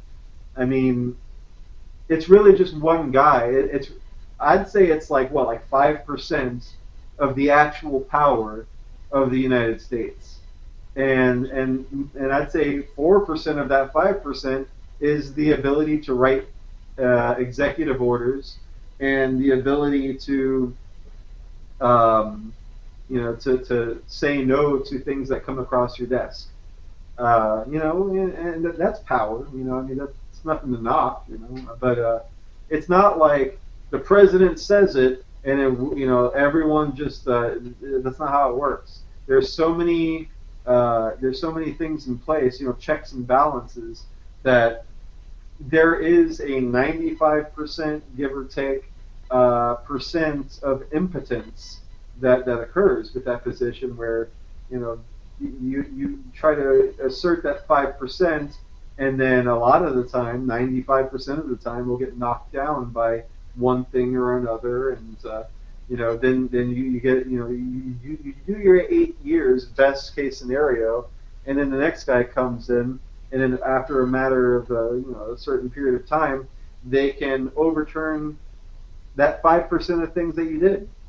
So really, it is a moment in time where you have a little bit of power. It's not like the things I'm going to do are going to change American history forever, because especially with the way how much power and control the mainstream media, academia, the university system, the public school system, and all of these other things in our lives now, social media, Facebook, Google, all of these, the influence, the way that they can sway the narrative, they can change uh, they can change history.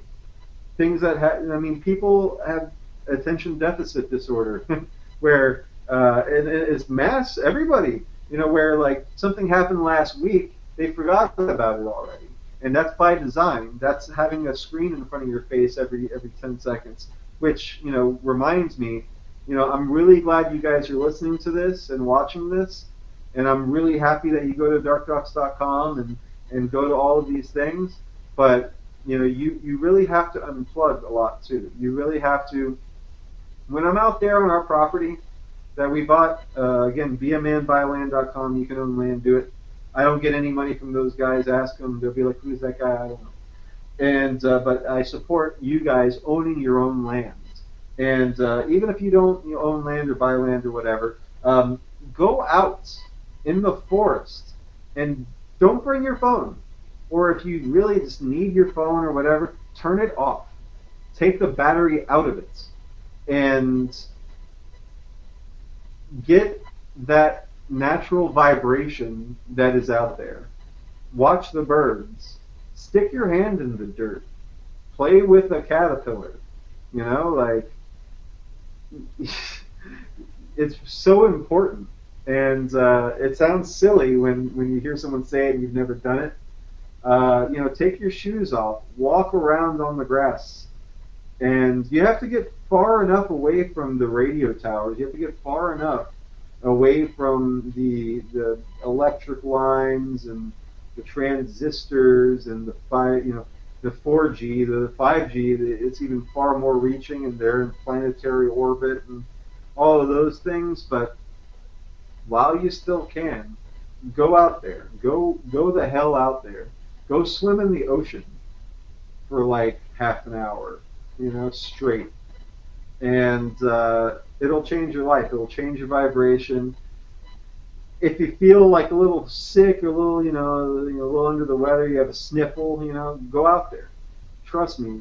Get stinky. Get smelly. Don't put on any deodorant, And that's what they don't want you to do. Like that's the big thing. Like, because the longer you're out there, the more you'll realize you'll come back to. Every time I come back to civilization from building the treehouse out in the woods and stuff, I don't want to come back. I want to stay out there. I want to, hang out with the wild animals and do my own thing and grow my own food, and I want to do my laundry in a bucket and wring it out and let the sun dry it and put it back on. I don't want a washer and dryer. I have my little butane stove, but I'm happy making a fire and cooking things on the fire. And they don't want you to feel comfortable doing those things. They want you to think that those things are old-fashioned and not useful anymore. They want you to think that you can replace those things with a pill or a screen or a TV show or something. And it never will.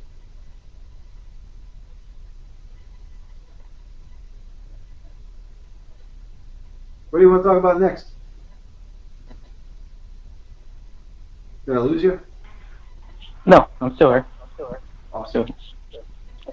No, I was just thinking about how you were talking about going out and getting right with nature and all of that. And it's like, even if you can't get out and go and swim, even just sometimes going and just looking at the waves, just staring into the ocean, just getting away from all this stuff.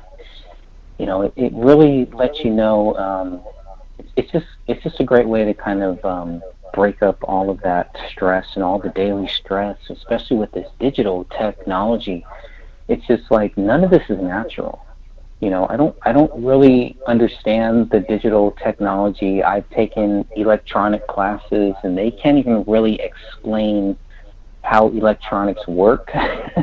There's some things that are just so unnatural that they do seem satanic. And so a lot of the digital stuff, that's pretty much my view on it ever since I've learned about it and been studying it. It's like, this is not natural. This is not what God wants us to be doing. Now, we've been able to use these products, to use these things Oh for a yeah, good purpose, for a good using it right reason. now. Um, and that's the way God works. It's He can take something bad, something negative, and turn it into something positive. But I do think that it's great.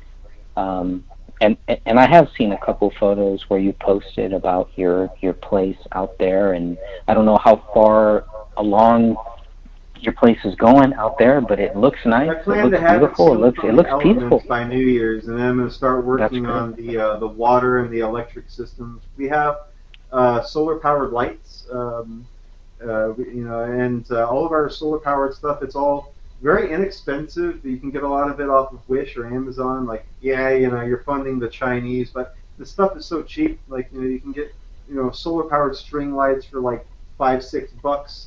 We have some Edison lights. I spent like $16, and out of the box with 1 day of solar charging out there in the woods, which doesn't get the best sun because there's a lot of trees and stuff blocking. It's enough to have lights on from sunset until 4 or 5 in the morning, and then they start to kind of die out. That's amazing. Really, after sunset, I'd like the lights to be on for maybe 2 or 3 hours, and then it's lights off, go to bed, until the sun wakes you up again. And we have, for about $60, we got a 5 panel fold out solar array that you can put on your deck and it charges your cell phone or like uh, what's great is getting those like cell phone, battery packs and stuff like that. We buy a bunch of those and just have them all fully charged. And if my phone never dies out there, and once we have the roof up, we're gonna get, we're gonna spend about $400 or $500 on proper large solar panels going to deep cell batteries, and you can get like a $60 1,000-watt inverter from Walmart or whatever. Or, you know, again, I hate funding these people, but like you said, you can use something evil to do something positive, and it's pissing in the wind anyway. Like me buying it or not buying it's going to make the difference, right? Um, and yeah, then you can plug in 2 prong, 3 prong stuff, and I can charge my. I got the Ryobi, cheap uh, tools, screw power drills, and circular saws, and that's what I'm building the whole thing with. Just battery pack powered power tools, reciprocating saws, and things like that. Home Depot, for $150, you can buy a pack. Comes with a bag, 2 extra batteries. You're going to want to buy a couple of those $100 battery packs. But what's great about those things too is that they come. You can buy for about $20 something that you plug in, and then you can use that as a battery pack to charge phones and laptops and things like that out there too. And these days, really, like there's a cheap solution for everything. The only thing you're not going to get is refrigeration, washer and dryer, and like a dishwasher. Like those are like the high voltage items that I mean it takes a lot of solar power to run those things. And frankly, you don't need them. You can wash a dish. You know, again, we're collecting rainwater off of the roof, and we have a carbon filter for the water. It goes to a shower and a sink. We already bought all the stuff. And the treehouse, it's a 2-story treehouse with a loft, and it's about 1,500 square feet. It has a front porch, 5 feet by 8 foot porch, covered with a staircase going up to it. And all of the wood, we're using the solar gray corrugated polycarbonate panels, which are Category 5 hurricane tested, waterproof, and they're called solar grade because they are tinted, and it cuts 70% of the UV rays, which it It keeps it nice and cool. The design, which I'm going to be posting and doing a whole video on how I once I'm done with this thing, I want to do a big video. I want to start building these things for other people. It's going to be a side business, and you can design these things where you have the airflow with mosquito netting and stuff going through the house, and then you can get these USB powered ceiling fans. We have one in our tent. It's fantastic, and that circulates the air. When you're in the woods, I mean, there's always a nice breeze. You're shaded, and that's here in Florida in the summer. So this is like kind of worst case scenario, unless I mean, I think Mexico is probably worse, Arizona, but they have the dry heat. If you can build something that has a nice shade to it, even out there. But I mean, we have the humidity. It's hot as hell. Global warming, yada yada. And I've been working out there all summer with no air conditioning. You can get a bag of ice. Every time you go out and get a bag of ice. When you're at your friend's house, at my mom's house over here, at my ex-wife's house, and all of their freezers, I have a frozen gallon of water. So when I stop by, I pick up a gallon, the frozen gallon, and then I bring them a gallon of water and I freeze that one. And if you have systems like that in place, you're always going to have something cold to drink. You're always going to have electricity. You're always going to have what you need. And but if it comes down to it, and like shit really hits the fan, and like we're out there and locked in, and everything outside is awful. We're like in fallout or whatever. I mean, I don't need a cold drink. I don't need air conditioning. I don't need a refrigerator. We're working on dehydrating meats. We have a wild boar, all kinds of wild animals out there that we can trap and hunt. We have some traps up, trail cam, solar powered, running on SD cards and things like that. Motion sensor, night vision. These things cost like $20 online. You can get all this stuff. And once you're able to dehydrate meats and fruits, we have wild. We didn't even plant these things when we found the property. Wild limes, citrus, grapefruits, plenty of seeds. These things are undomesticated. These are citrus. That the trees actually have thorns on them. That's when you know that it's wild, and it's delicious. It's the best citrus I've ever had. There's your vitamin C. Right there. You can take the orange rinds and dehydrate those. If you catch yourself a boar, you got plenty of meat. You can take all of the fat and render it down and get some lye from the hardware store, and you can make with the citrus rinds and the oils and stuff. You can make amazing soaps, and we've done that. We've learned how to make our own soap. All of this stuff you can learn for free at darkdox.com. We have a survival section right here on the homepage. If you scroll down to the Dox section, and Dox survival, definitely download this book, The Lost Ways.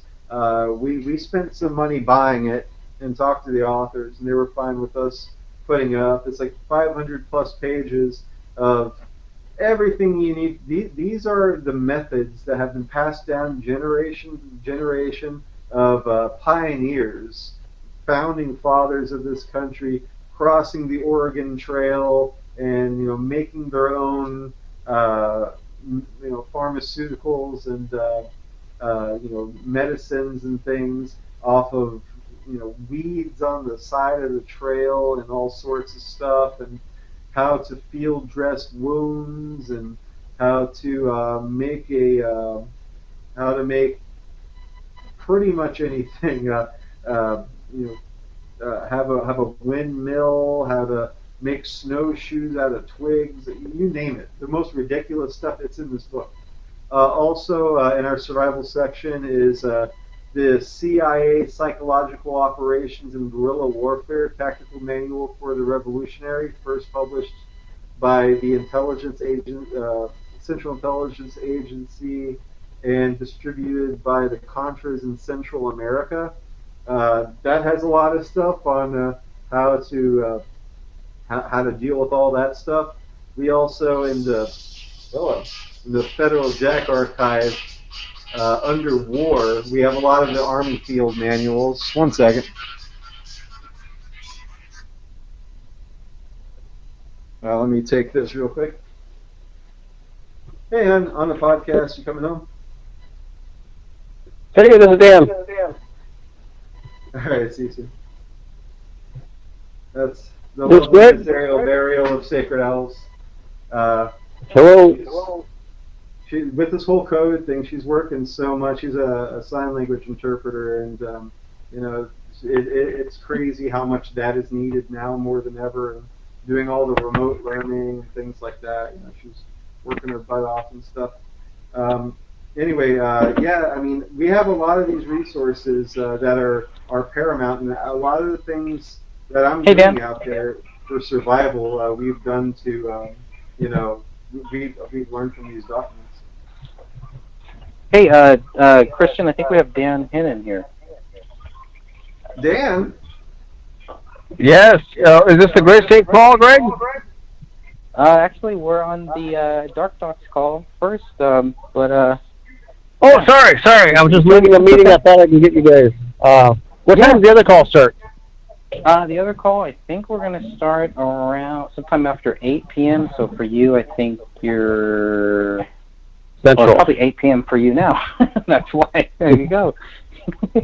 Well, that's okay. Hey, we got a lot done on this call. I'm fine if you guys want to jump over to Gray State. I can stay on the line, or if you know, whatever you guys want to do. Yeah, I think we still got a couple hours before that one. I think that one's at least on my time. That one's supposed to start maybe 2 hours from now. But Okay. I'll drop off, Greg, and I'll join up later on. All right. All right. Sounds good. Sorry. No problem. He's trotting out over here. There's a little run-in by our good friend Dan Hinnon there. Always good to have him on. He's been on Dark Dox a couple times, I think. Yeah.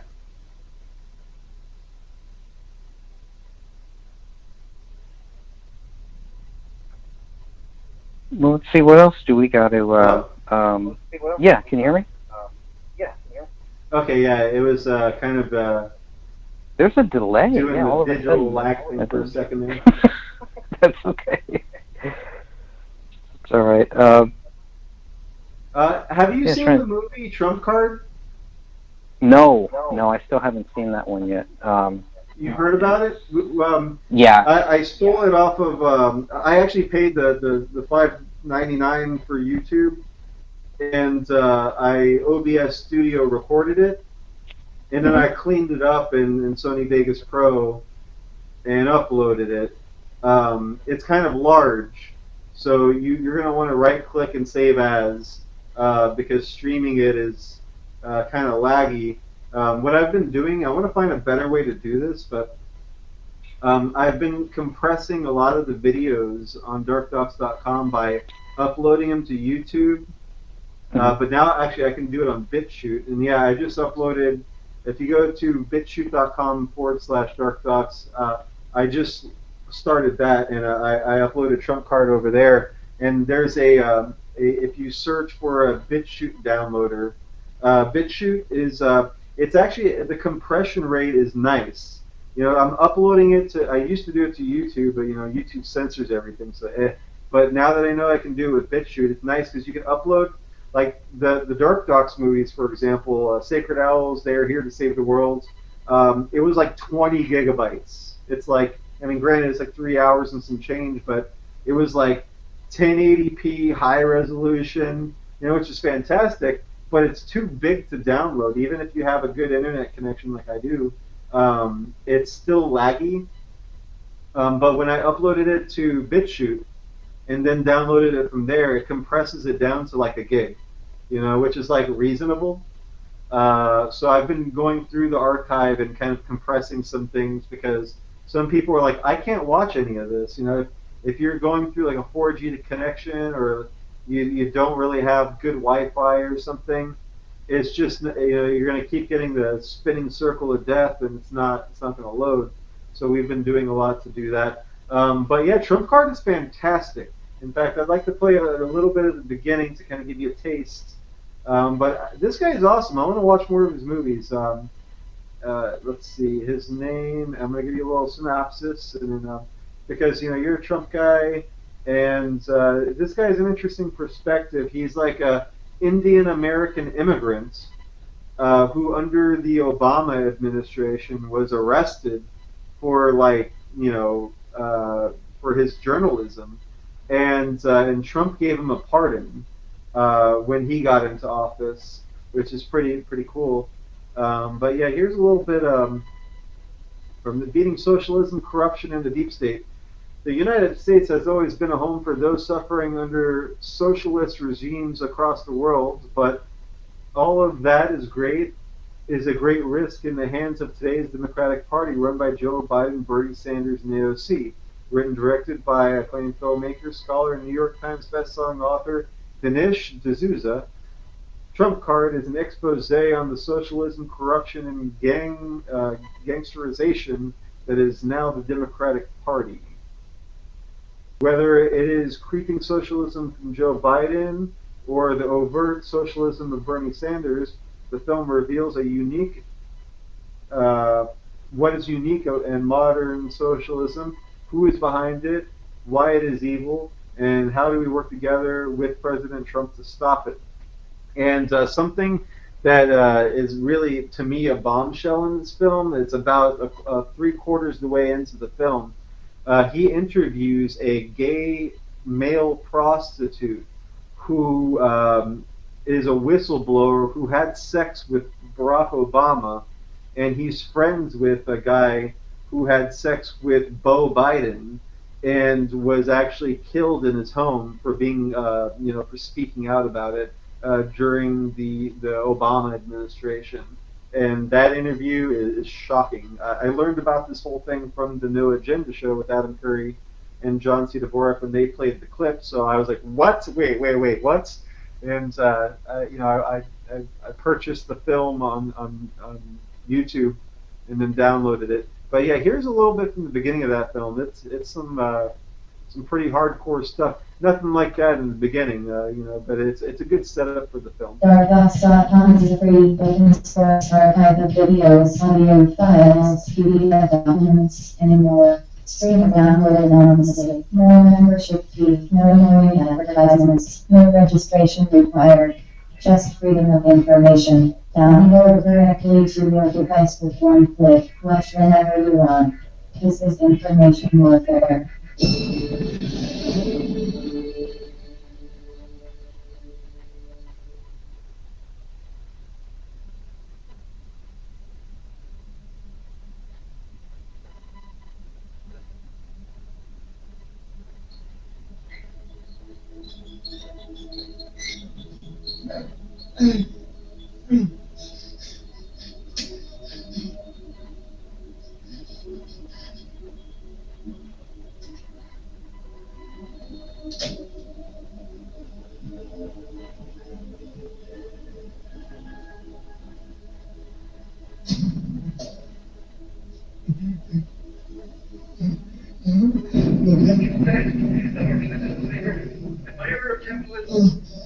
A sexual pervert interview. The word was, you were in my Cupid. For 7 years, I shall save you.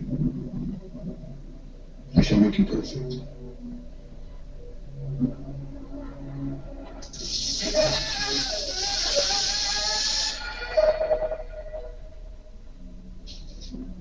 A specter is haunting America. The specter of socialism, corruption, and the deep state. America is divided. Capitalism or socialism? free markets or state control?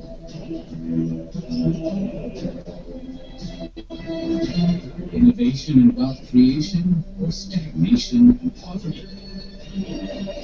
They have a dream, a socialist dream, for being strangers in our own land.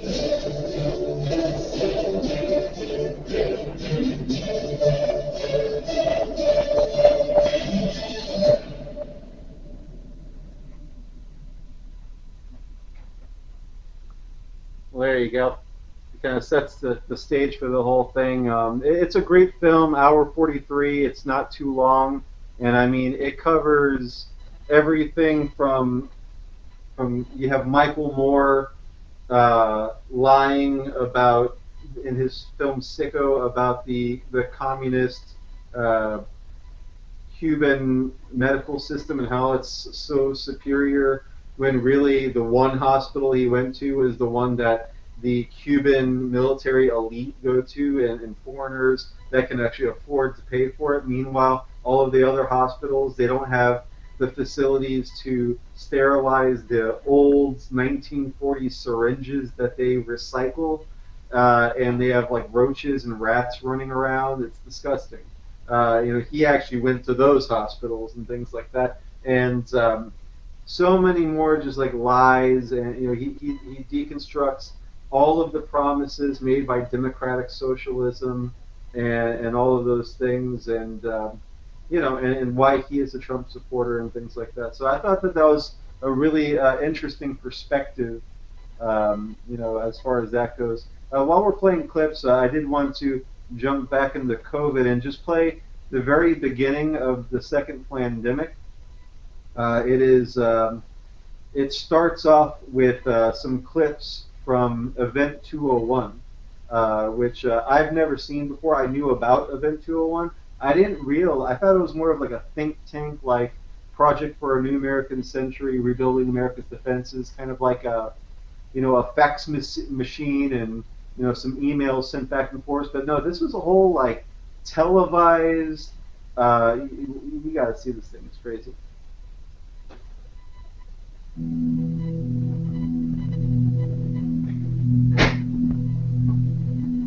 On behalf of our center and our partners, the World Economic Forum and the Bill and Melinda Gates Foundation, I'd like to extend a very warm welcome to our audience here in New York, as well as our larger virtual audience participating online today. The Event 201 scenario is fictional. Today's scenario is going to simulate meetings of a multi-stakeholder group called the Pandemic Emergency Board. We're at the start of what's looking like it will be a severe pandemic. And there are problems emerging that can only be solved by global business and governments working together. There's been some conspiracy theories that are around about the potential that pharmaceutical companies or the UN have released this for their own benefit. And maybe this is a time for us to showcase some cases where we are able to bring forward some bad actors and leave it before the courts to decide whether they have actually spread some fake news. A new coronavirus.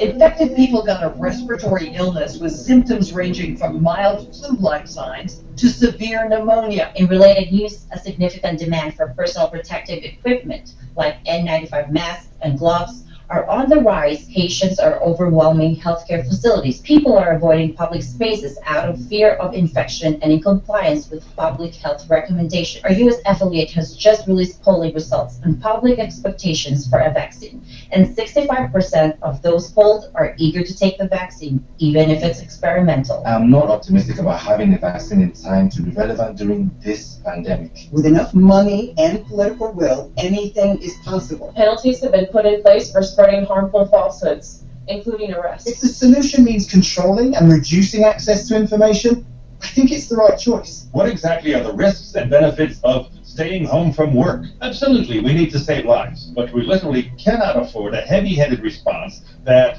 suffocates our economy. The world saw large-scale protests and in some places riots. This led to violent crackdowns in some countries and even martial law. The public lost trust in their respective administration. Economists say the economic turmoil caused by such a pandemic will last for years. The societal impacts, the loss of faith in government, the distrust of news, and the breakdown of social cohesion could last even longer.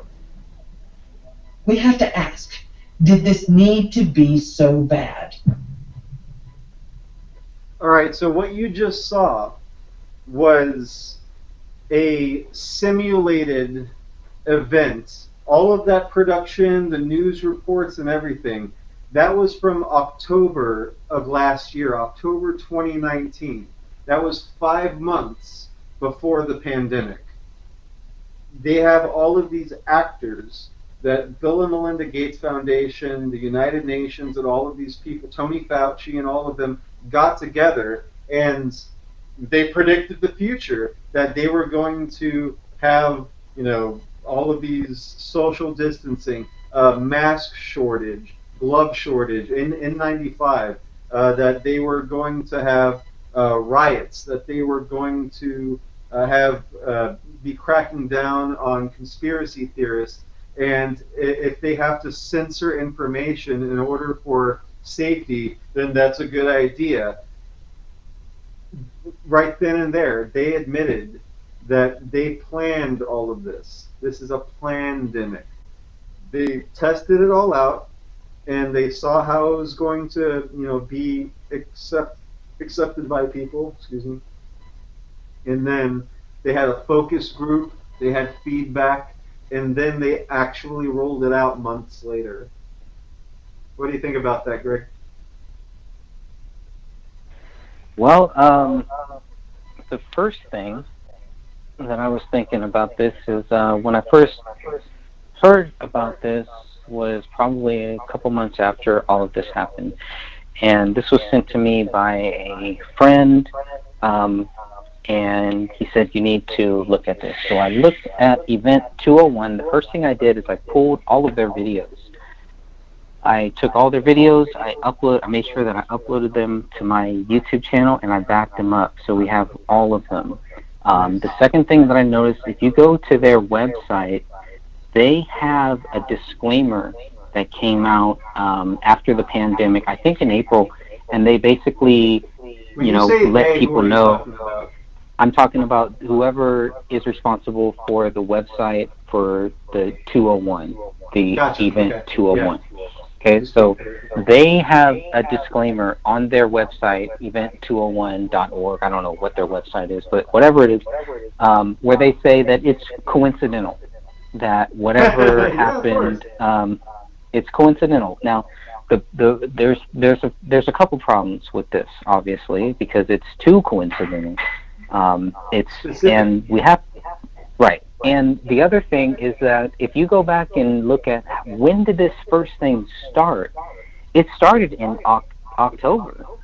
So October of 2019, when all this happened, that's when as far as we know, it could have started earlier than October 2019, but as far as we know, the earliest traces. Tony Fauci got the patents for the novel coronavirus back in 1999. Bill Gates was on a TED Talk talking about this stuff back in 2009. So I mean, they've been working on this for like 20 years. It was something that they've been working on for decades. And the Event 201 was kind of like after years and years of like the patents and working and focus groups and things like that, actually putting it into play kind of like, in a simulation to see how it would pan out. So that way they could like really look at it and discuss it. This is all a game to them. It's disgusting.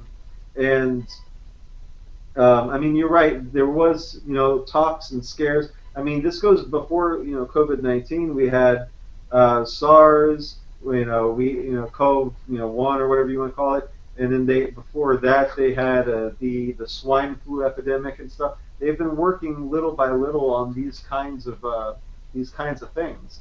And but the COVID-19 was the Agenda 2030, really hardcore lockdown. This is like, hit the green button. We're actually going to do this thing and see if we can get away with this, with the lockdowns, with the masks, with the forced inoculations, with the travel restrictions, and all of those things. Yeah, and the big one that was in that clip that you played is actually martial law, because that's the one thing that I don't think Trump is doing. I don't think he's ever going to do that. But I do remember, because I'm actually writing a book on the whole COVID thing. So I'm writing this in real time. I started writing this maybe in March. So I've been taking notes. I've been doing a lot of research. You always come up with good names. The China virus, I don't know, or the invisible enemy. I'm not really sure yet. I don't know if the China virus is going to make sure that I don't get the book published, onto the into the distribution formats. But whatever it is, this has been. Here's my 2 cents. Instead of kung flu fighting, it should be fighting kung flu. Yeah. I mean, if it came from China, it would make sense to call it the China virus. If it came from a U.S. lab, which is the other theory, right? I've found at least 3 theories of where this thing came from. So whatever you want to think of it as, it's. Yeah. Well, they talk about the in main this thing film that it originated in the Wuhan lab. But then you had American interest in military personnel in that Wuhan lab. So, and they're all running under subsidiaries of the U.S. But the mainstream. and China, so it's not direct. So that way the Chinese can say it came from the U.S. All these American people come over to our lab and bring it, and then you can have the Americans say that the Chinese, because it was over there. It can kind of go. So you don't think it came from a marketplace in the Wuhan Valley in China? Well, again, I mean, there's two different possibilities, major possibilities. Either this thing is natural, and then Tony Fauci needs to be arrested because he has a patent on something that's natural, and that's illegal, or this thing was made in a laboratory that he was a part of, and that is a violation of UN war crimes for biological weapons. So, I mean, either way, the guy needs to go to jail. Yeah, and the whole thing about the martial law is our governor, Gavin Newsom, he was questioned several times about the possibility of declaring a martial law in the state of California.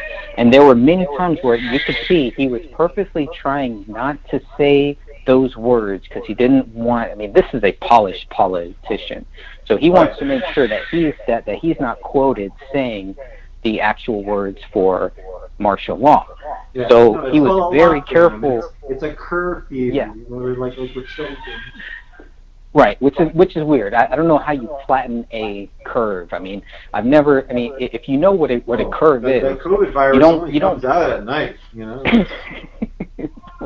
If it's a curve, you cannot flatten it. So that it's an oxymoron in some ways. But the whole thing was, it was supposed to be martial law, and that clip that you played just brought that back to me so clearly that this was the plan, and Trump once again stands in the way of their plan.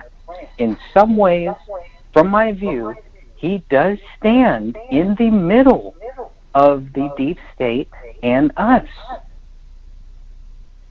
I really hope in that's some true. ways. Some things I would say back that up, and some things it's like he only does just enough to make it seem that way. I don't want to believe that. I want to believe that he's fighting for us, or else we're screwed. We got nobody. Who do we got? What, Rand Paul?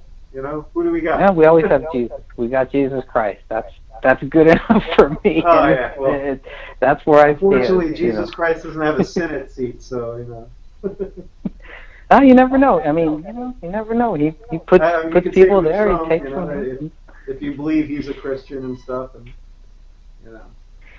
you know what? It's so nice to hear Donald Trump actually talk about Jesus, and it's so nice to actually hear him mention who Jesus Christ is. I've never heard any of these other politicians, especially our presidents, ever talk about that. They always dance around it. They always water it down. Yeah. This is the first president where even my my wife, it really stood out to her. It's like, wow, it's so different. He's actually mentioning Jesus Christ and talking about Jesus Christ, and not just mentioning it to just placate us, to just pander to Christians. He's making a very valid statement. So whatever people's view, if they think Trump is just doing that to just placate to us Christians, whatever it is, that's just not the way that I see it. And I just always never trust man. I only trust Jesus, and that's where I stand on the whole thing. But I mean, everything that I'm seeing from Trump is a very positive thing. It's something that we've always wanted. We've always wanted a politician not to be a politician, and now that we have one, I don't understand why people are so quick to turn against him. I was a Democrat. Mainstream media. It's I mean, they're being bombarded by not just when you say the mainstream media, people think like, oh, CNN, MSNBC, Fox News, NPR, National Public Radio, and things like that. But that's only one little aspect of what is the implied event? What is the mainstream media? Well, media of the mainstream variety, it's really all of the media that you consume. So media is video, audio, what you read, and that's why we need Dark Docs, because we are the new media. We are the video, audio, documents, everything, uncut, uncensored. Here's the real deal. And so it's not just the news, it's also the television shows that you watch, the cartoons, the sitcoms. They have CIA Mockingbird talking points. It's Family Guy. It's Rick and Morty. It's The Conners. It's all of these TV shows that you watch. And they have messaging. It's called programming for a reason on channels. You are channeling these things. You're channeling things to be programmed. And I mean, we have some great documentaries just about that. True Stream Media has a good one called The Minds of Men that we have. We just put it back up on Dark Dots.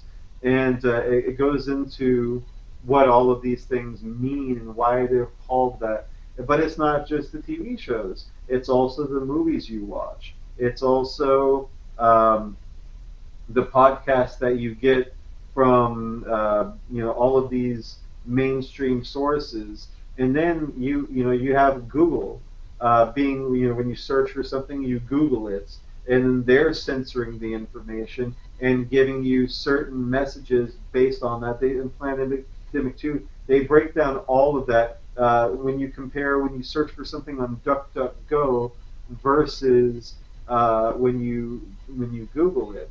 The different results that you get and how it is curated. It is censorship. It's not a public forum. It is a curated.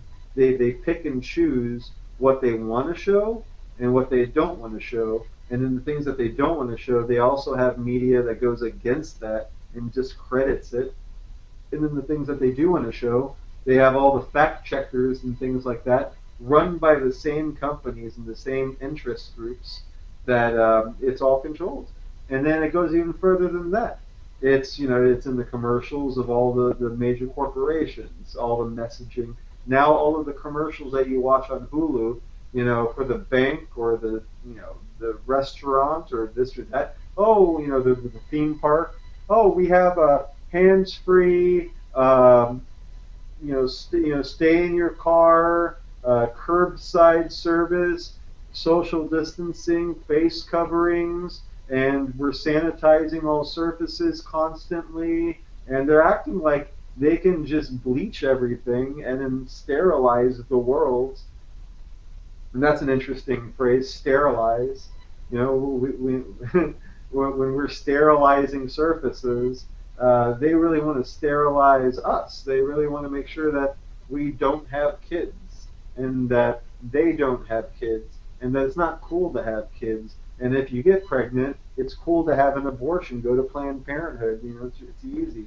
You don't want that kid ruining. It works. This programming where, just because I have a kid, I have people on Facebook and stuff calling my child that they've never met. They've never met me, but because of my political beliefs and my ideologies and my perspective on things, they would call my child a crotch goblin. They would call me a breeder, like that's a bad thing. Like I'm some sort of, just like popping out kids, like. And I mean, and there's nothing wrong with that. Like if you want to have a bunch of kids, have a bunch of kids. Be fruitful. And because if you have, like in No Agenda, they call them human resources. You have a bunch of kids. You give them stuff to do. You're educating them. You're passing on your bloodline. But the elite don't want you to have kids. They want to be the ones that have their little sickly, you know, the kids that they got through artificial insemination because they can't get their dick up because they're sick, and they have all these health problems because they're wicked, and God is killing them, and their actions on earth is killing them, and they have these disgusting weekly. You look at the royal family, you look at the Clintons and all these people. You look like David Rockefeller and Bill and Melinda Gates. These people look like demons. You look at Nancy Pelosi. They're a Skeletor. They just look like awful, sick, wicked, ill people. I kind of feel sorry for them if they weren't so evil and weren't trying to destroy our world and our national sovereignty and our civil liberties. I would feel sorry for them because they look ill. I want to give them a glass of orange juice and tell them to go sit in the sun for a little bit, but they're so evil that they'd probably go away from the orange juice like it was holy water, and then go away from the sun because they're vampires. Like they can't even do things in the normal, natural way because they're not normal, natural people.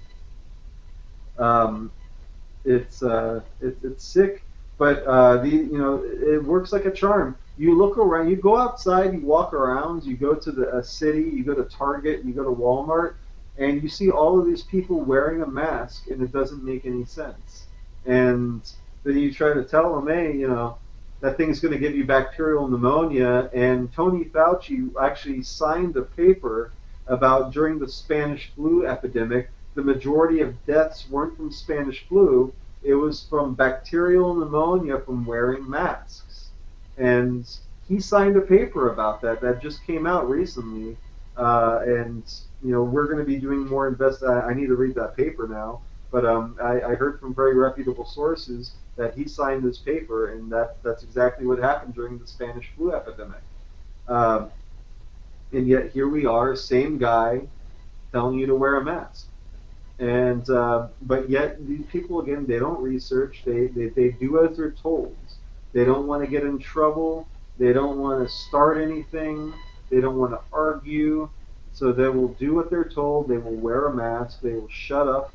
And Tony Fauci tells them to shove a thumb up their ass, and you have to keep that thumb in your ass as you walk around all day, or else you're going to get COVID. I guarantee there's going to be people with their arm right up their ass walking around. That's what you're going to see because they are programmed and they will do as they're told. It's working hook, line, and sinker, and they will just repeat everything that the Mockingbird tells them to do. They're completely programmed, 100%. And you try to wake them up, and they laugh at you. They've been programmed to ridicule you, to insult you, to call you, like you hate them. You want to hurt them with your naked face. You want to you're a terrorist. You're racist. We're not wearing a mask. You're a racist. Whatever. Like whatever they tell them about us, that's what they're going to believe. When the saddest thing about it is, I really, I might be rude because of all of this and say horrible things. I really try not to insult them, and because that's what they're doing. They're calling me retarded or this or that. They say a lot of curse words. I've been trying to curse less. It's hard, because again, I'm programmed. We're all programmed to a certain extent, and you have to deprogram yourself and reprogram yourself with good stuff. We're a bunch of computers. Whatever you feed us, whatever programs you feed us, that's what we're operating off of. But we have, we don't have artificial intelligence. We have the real deal. We have natural intelligence. We have critical thinking skills. We're able to reprogram ourselves. Imagine if your computer, without installing an antivirus, can just all of a sudden realize that there's something wrong with it and fix itself. What if you didn't have to run a defrag program to defragment your hard drive? If it just knew to do it on its own, and I mean, yeah, you could purchase like the enhanced version of AVG or McAfee or whatever and have scheduled. But again, that's if then. That's not artificial intelligence. That's just you, going through a paywall in order to have a scheduled mechanical operation happen. But it's not really your computer's not thinking for itself, and that's what they're trying to claim with artificial intelligence. The artificial intelligence that they have and that I've looked into, what they're working on at CERN and these supercomputers, these quantum computers and things like that, machine learning and all that stuff that Facebook and all these other people claim to have, they don't have it. I've talked to the tech experts. I've been in tech for 20 years now, and I can tell you from the experts I've talked to and from my my coding experience, my programming experience, that they are running off of if-then scripts. That means if this happens, then you do this. If this happens, then you do that. That's not artificial intelligence. Artificial intelligence would actually be able to critically analyze data and actually come up with its own ideas about things. And we're not there yet. And honestly, I say yet, I don't even think we're ever going to be there, because that is what separates us from these machines that we have created. You would have to be God, and these people are trying to play God when they are trying to, pretty much come up with a Promethean manifestation of their own. They're trying to create something as great, if not greater, as some of these arrogant bastards claim. To make something better than humanity. There is nothing better than humanity, at least that we can create as human beings. That's above our pay grade. There might be higher intelligent life forms in the universe. I really hope there is, and I hope that they have come in the past and helped us out. And Majestic 12 and a lot of declassified federal documents can back that up, and they've already admitted that we have been working with extraterrestrial life forms from other planets, other galaxies, other solar systems, and that's all very interesting stuff. But you can't even have these conversations with a lot of people, because they'll be like, "Oh yeah, I saw the X-Files. Oh yeah, I saw the Cosmos," or you're crazy, or it's above their comprehension, and that's okay, because we're just human beings. And I'm not going to act like I know everything for sure. For all we know, these declassified federal documents about Majestic 12 and all these things are a psyop in order for us to look to the heavens, look over here, but don't pay attention to all of this criminal activity that's very terrestrial that we're dealing with down here. That's why I also think like flat Earth and things like that. It's a psychological operation that is a distraction from the very terrestrial evil things that are going on, like Bohemian Grove, like the Council on Foreign Relations, like this pandemic, like all of these things where it's just people making decisions and doing evil things and then lying about it and then profiting off of it, and then they create disinformation campaigns, psychological operations, or psyops as we call them, and all of these different distractions in order for us to argue about semantics and whether the Earth is flat or is it round, are there aliens or they're not aliens, blah, blah, blah, blah, blah, blah, blah. But we're not focusing on 9/11 was an inside job. It was carried out by the U.S. government. Osama bin Laden worked for the State Department. That has been declassified. Pearl Harbor was an inside job. The Gulf of Tonkin incident was an inside job. the burning of the Reichstag under the Third Reich, before the precursor to the Third Reich, was an inside job. The World War I and World War II were funded by both sides, by the Rothschilds and the Rockefellers. All of these things that are very well documented, and we have all of that information at Dark Dox, smoking gun. It's there, but they think you're too stupid to read this stuff, and they think that you're too stupid that if you even read this stuff, you won't understand it, or you won't be able to put the puzzle pieces together to actually be like, and then they make fun of you if you do. If you're that guy with, this picture of JFK, and then you have the red twine going to something else over there, and you're wearing a tinfoil hat, and you're crazy to these people. But because they want you to be obedient, they don't want you to be an intellectual. And if you do want to be an intellectual, you have to do it through their channels of indoctrination, through their university systems, Yale, Harvard, Cambridge, all of these, corrupt organizations, which they operate like the Church of Scientology or the Mormon Church or any of these other cults. The university system is a cult. You pay them money, and the more money you pay them, they give you a bachelor's degree. You pay them more money, and you get more indoctrination, and they give you a master's degree. You pay them more money, and then more indoctrination, and then slave labor when you go into these internships and you're working for someone else, and they're not paying you, they're giving you college credit, and then you're continuing to pay tuition, and then eventually you get a bachelor's degree. And then if you do anything like in Plandemic, the Dr. Makovic, I think is how you say it, after you've been working in the field for decades and you're world renowned and you have clinical studies and you're really making a difference with your degree and stuff, when you speak out against their criminal activity, they do this to you. They cut you off of YouTube, off of Facebook, off of the mainstream media, and they smear your name so that you can't get a job working anywhere, and they will destroy you. My background is in architecture. I was rounding third base to get a bachelor's degree in architecture and be an architect and go for my license and the board. I was going to join the American Institute of Architects and do all of these things.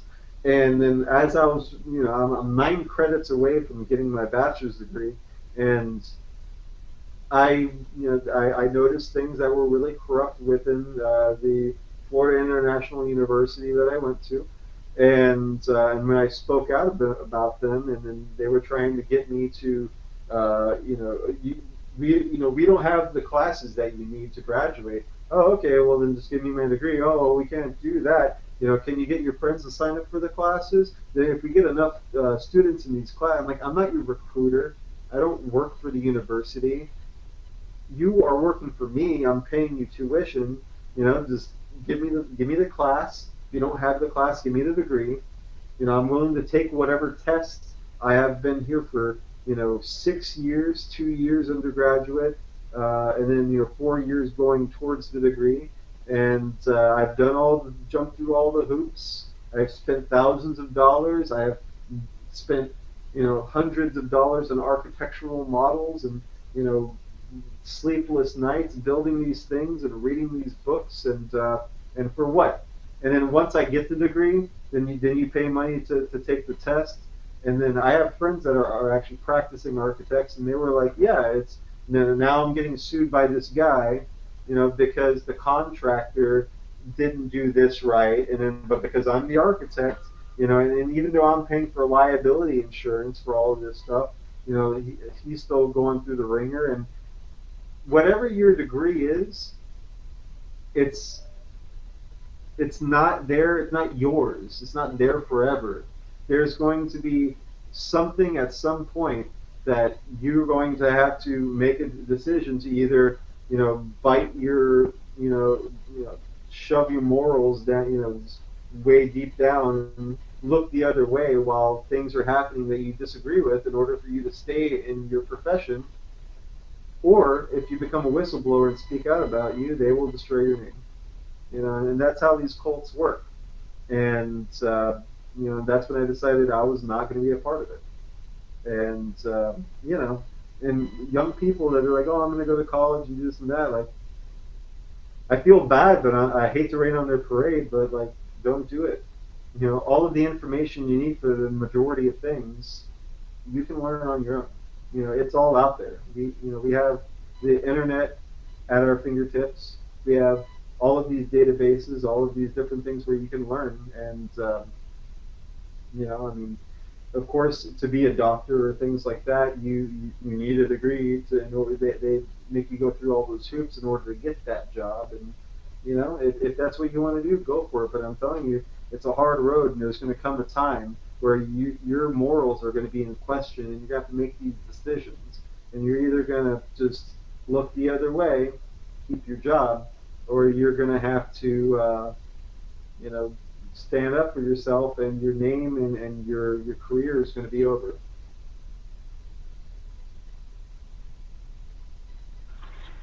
That's a very hard choice that we all make. I had the same thing, really, and I just got turned off from what school was, and like, what am I doing this for?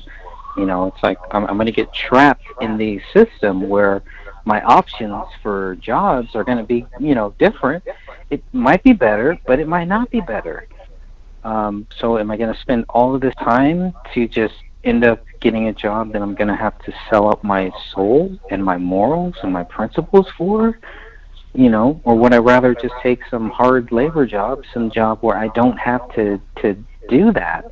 And that was a tough choice. And especially in California, it's so expensive. Can you think about all the people that are in debt because they went to college, they have those student loans, and the Democrats are acting like, oh yeah, just if you vote us in, we're going to get rid of those student loans. And it's just like they're just bribing people. It's a whole thing. I wanted to be a journalist, and when I realized that there are no journalists, if you're going to join one of the big companies and make some money to pay off those student loans, you're not going to be able to be the journalist that you ethically need to be an actual journalist. You're going to be. Tell you what to say, and you're going to have to, suck a dick or fuck a kid or do something awful, and you're not going to just have to do it once.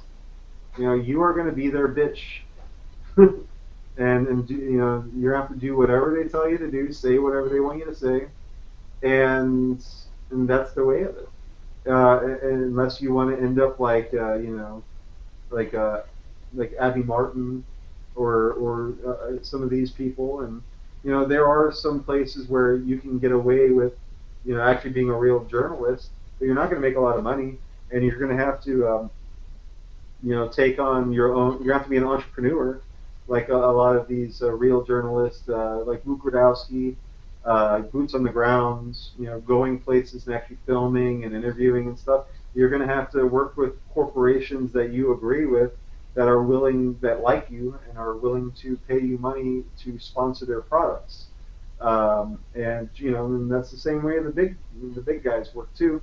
But at least you're not working for Pfizer and Merck and General Electric and Johnson and Johnson and these real evil big corporations. You can actually pick who you work with at a smaller level. Or you can just kind of do what we're doing and starve to death, by refusing any advertising. But we're not compromised. I can say whatever I want to say. I can post whatever I want to post, and because once you have an advertiser, you have someone that's like, hey, you can't talk about this, and if you do, then we'll pull our advertising, and then you don't have any money. So in order, that's why the No Agenda show with Adam Curry and John C. Dvorak has been so successful for 30. I'm sorry, not 30. They're going on 13 years now. Adam Curry, if you guys aren't familiar, is the inventor of podcasting. They call him the Podfather.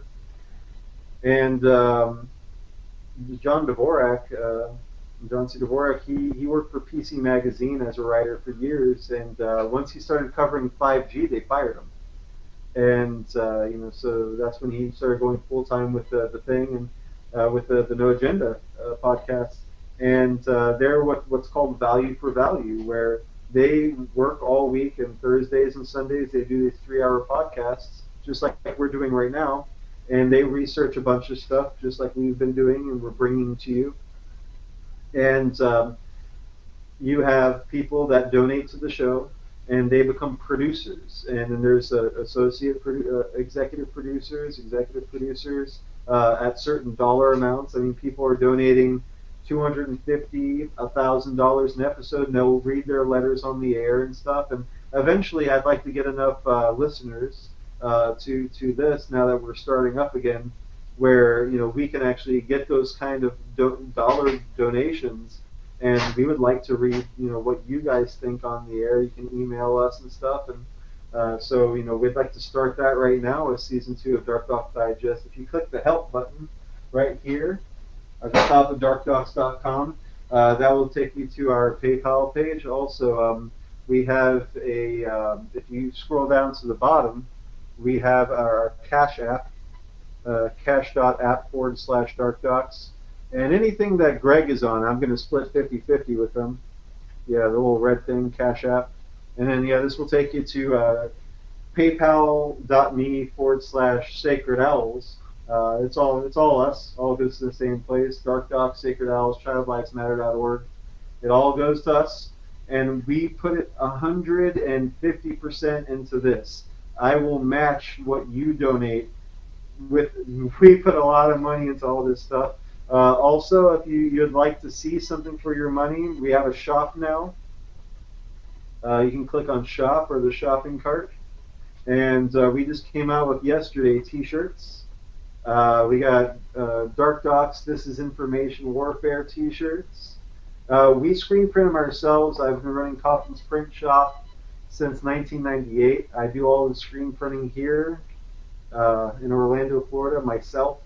And we have anti-mask, Mask Buster t-shirts, Child Lives Matter shirts, anti-Pedo Buster shirts, and the Owl Buster shirts for the first time. Usually they say Sacred Owls, but I thought it'd be nice for Dark Docs to have one that's just the Owl Buster.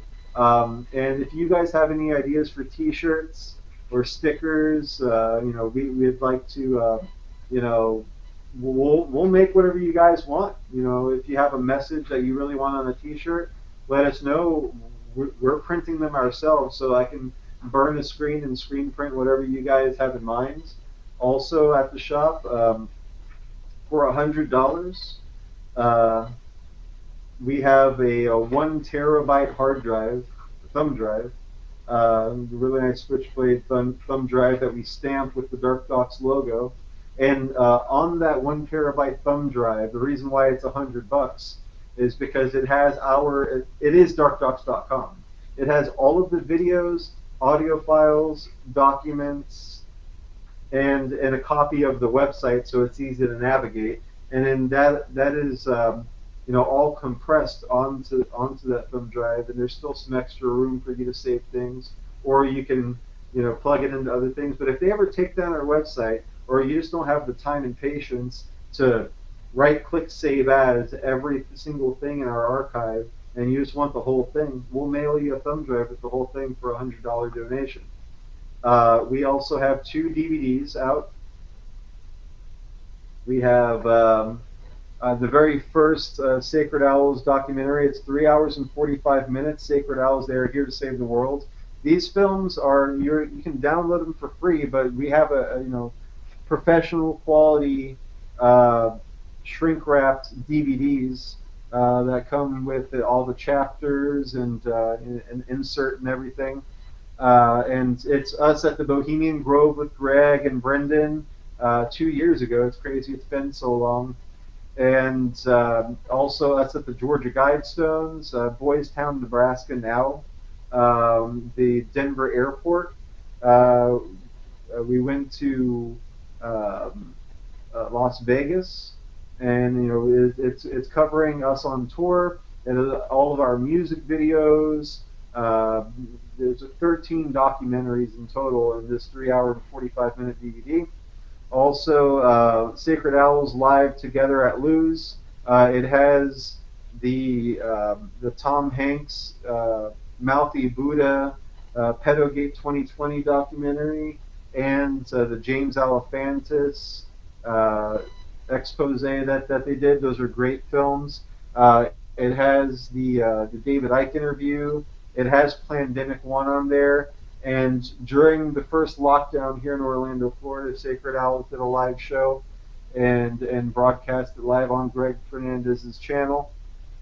And some clips from Animated No Agenda in regards to COVID. So this is pretty much our version of the One World Together at Home. We did the anti-One World Order together live at Uncle Lou's. Uncle Lou here in Orlando, he's a staple of the punk rock community, and he had the balls when no one else would to open up his business so we could do this live stream. The police came and everything, made sure that no one was inside and they weren't serving alcohol, and it was a very interesting day. And these are all things that you can purchase, that we have for sale. And again, 100% of the money that doesn't go to printing and shipping these things to you guys goes directly into, me being able to have the time to work on all these things and have new things for you every day, work on new documentaries. And we want to grow. Like I said, we want to get to the point where we're like InfoWars and everything else, where we have a crew that we can actually pay, and they don't have to do this for free. Because right now we're at a point where we get a donation here and there, but we're doing this for free. We're doing this for you. We're doing this for humanity. In order to have this information, we're being attacked constantly. We have to pay extra money for our firewall on our website, and now we have a separate server for all of the downloads, and they're going to continue to attack us. They're taking us off of social media. We're not able to monetize on YouTube like a lot of content creators. So really, this is value for value. If we don't get money, we're going to die as an operation, and eventually as human beings, because we don't have money to eat and pay bills and things, especially during this pandemic, where getting jobs is hard, and getting gigs, and I haven't sold. I run a record label. No one's buying CDs and cassettes and DVDs because everyone's spending all of their money to try to survive. Any money that they get, because of these lockdowns, because it's destroying the economy at every level. Businesses are shutting down. Restaurants are not going to open up again, and that's what they want. They want us to, they want these Democrats at the moment, and some Republicans, neoconservative, these globalists is what they really are. They want you to be driving down the street and everything is shut down and boarded up and closed down and set on fire from the last protest, the last Antifa Black Lives Matter protest. And I say that specifically because whenever there's an anti-lockdown protest or a Second Amendment protest or an anti-mask protest, those aren't the people that are burning down buildings. Those aren't the people that are doing these horrible things. It's the left. Take it for what it is. The right-wing people are the ones that are the entrepreneurs. They're the ones that are the business owners. That Republican really just means that you are for the republic and not, this isn't a democracy. This is a federal republic. And, we're founded on a free, open market where you can start a business. You can do whatever you want. But they don't want you to have a business. They want your business to be shut down, and you have to go to Walmart, run by China. You have to go to Target. You have to go to these big box stores, and then you have to wear a mask, and you have to get a vaccination, and you have to get all these things in order to go to these big box stores, or else you can't get the things that you need to survive. You can't go to your neighbor's hardware store, or the woman down the street's little grocery market. They want all of that shut down, and you can only get these pharmaceuticals and ConAgra, homogenized foods, and they have no nutritional value, and they're going to make you sick, and they're going to give you something else, and then you have to take a pill for that, and you're a slave. We want freedom. We want free humanity. I want to be able to choose where I get my food, and I don't mean choose Taco Bell or Burger King. I mean I want to be able to choose from local places that aren't constantly being threatened that they're going to be shut down. And that's what being a human being is. It's being able to do things locally and saying, no, I don't want to go here. I want to go here instead. I don't like this business. I'm not going to support them. I'm going to go here instead. They want to get the socialism. You go to a socialist country, and that's what, there's one kind of toothpaste, if you're lucky. There's one kind of candy bar, if you're lucky. There's, if you have enough food stamps, you can get your rice. And that's what they want. They want you to, just get the bare minimum and not have any choice, and not be able to do things on your own. All the fruits that you buy from them, they don't have seeds, so you can't grow them on your balcony. And that's the future we're going to have if you don't support operations like ours, local businesses, start your own businesses, and turn the news off. Stop listening to the media, and we do it because we have to catch them in all their lies and publish it and analyze it and stuff like that. And don't take our words for it. We make these podcasts and documentaries and things to make it easy for you, but we encourage you to go further. Look at the documents, watch the source material, and then don't just get it from our source. Try to find it somewhere else, but I'll tell you what, they're censoring it everywhere we go. Half of the stuff on Dark Docs, we have the banned on YouTube badge of honor, we call it, because right after we download it, it gets pulled, due to community guidelines violations and hate speech, and this is dangerous material. And they're trying to tell you what's dangerous for you. I wouldn't be surprised if this is going to be pulled, once we're done with it. I'm going to have to download it real quick before they pull it so I can put it up on Dark Docs, or else we're going to have to do it again. We'll do it again and again and again because we love you. Anything else you want to cover? I mean, I think this is a pretty solid broadcast.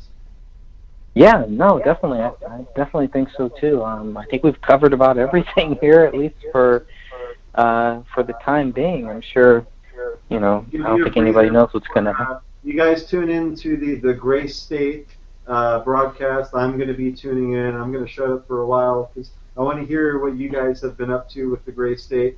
And I'd like to jump on one of those soon with you guys. And I want to jump back on board now that I'm caught up with all this Dark Doc stuff and all of this lockdown stuff, and my treehouse stuff is, rounding third base. I can actually sit down and start organizing files, because I do want to put out this Gray Stage documentary at darkdocs.com very soon. At least a first episode, 30-minute, starter, and then we'll go from there. Yeah, I've been talking with our group here, and we definitely think that the best way to tackle this is to kind of build off of the format of my book. So we could even say, each chapter is like its own kind of mini doc or something. Yeah, because I mean, I'm not gonna lie. Like when we initially started talking about this, the Exposing Pedo Swim documentary, and even Sacred Owls, They Are Here to Save the World, I spent a year putting together that documentary. It's 3 hours and 45 minutes. And originally it was about 6 hours long. I really had to trim the fat to get it to that point, of something that is and it's still very long, but when you break it down that it's actually 10 chapters. It's 8 short documentaries and then music videos and things. It's just very daunting as someone who's putting this all together. It just feels like it's too much. There's too many video files. There's too many PDF documents. There's too many podcasts.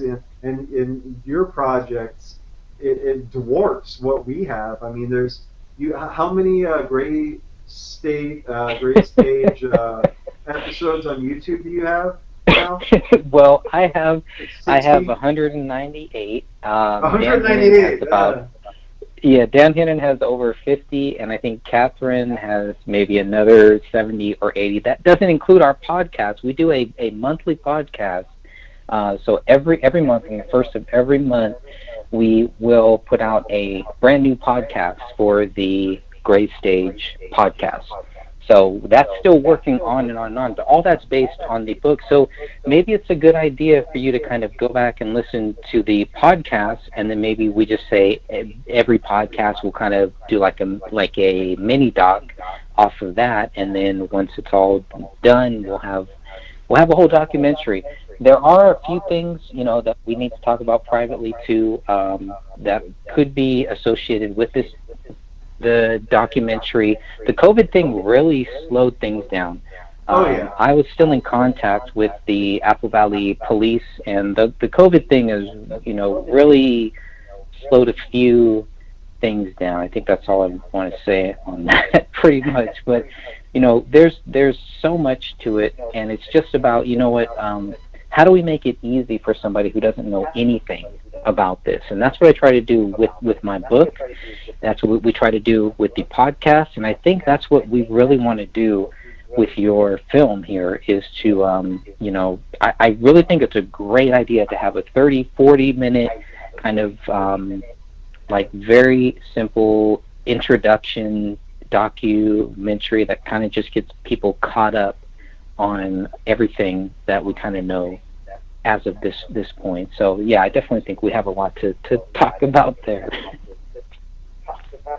Oh yeah, but yeah, again, it's very daunting. Like if I were, with all of that being said, each one of those podcasts or YouTube videos, I mean, I know how you guys roll. This is no different than what we're doing right now. Each one of those is probably 2, 3, 4, 5, 6 hours long. So if I were to actually listen to and watch every single one of those things, I'd be done by the time I'm about 60. No, there are some that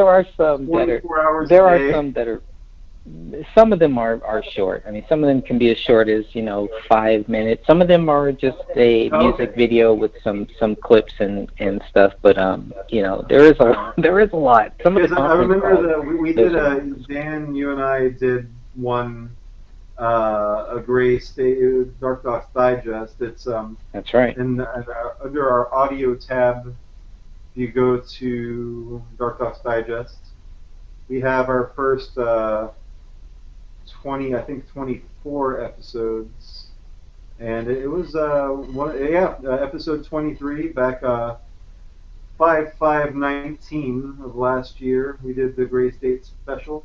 That was a really good one. I mean, we had that one. There was a lot of stuff that came to light and kind of came together on that one. But I'm sure what you guys said. I mean, I listened to some of them. I'm not gonna lie. I probably listened to about 3 or 4 of them. Whenever they come up on YouTube, if I have a moment, I kind of stop everything and try to get as much as possible, because I feel like a fraud, if I don't. And of course it's very interesting. It's a very interesting case. There's so much wrong with all of it, and we need justice for David Crowley and his wife and daughter, because it's disgusting what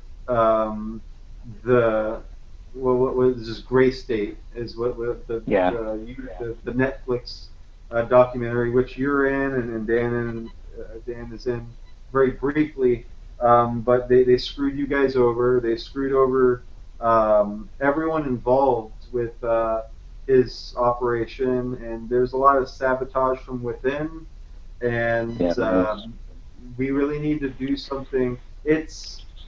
It's daunting, not just because of the amount of information, but it's also very daunting because we have to do something that is actually going to make a difference, or else it's not worth doing at all. Yeah, and the other thing is we shouldn't have to. We have people, there are people that were part of David's circle that should be helping us, Where are they? not combating us, not tackling us, not going after us. They should be helping us.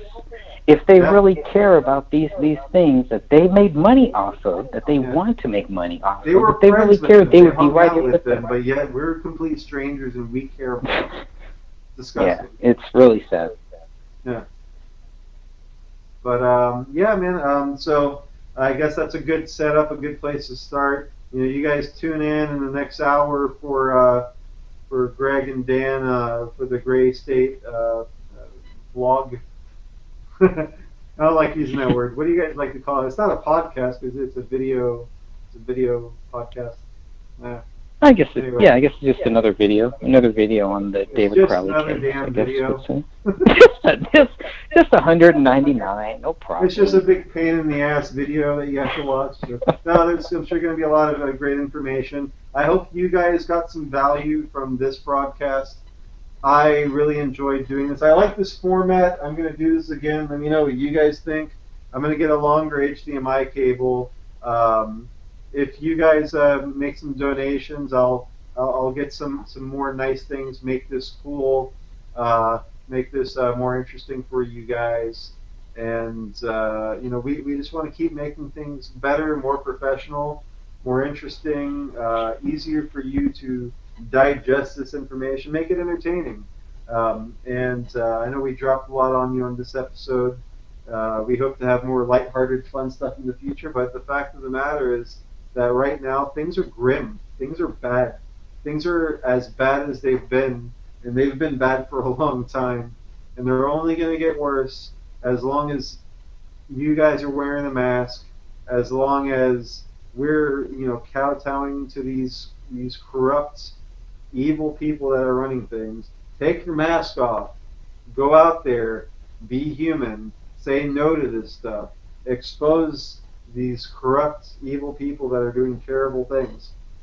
And yeah, thanks for tuning in. I love you, Greg. You're I love you too, brother. I love you too, man. And we'll have to do this again soon. Sounds good. All right. Until next time. Till next time.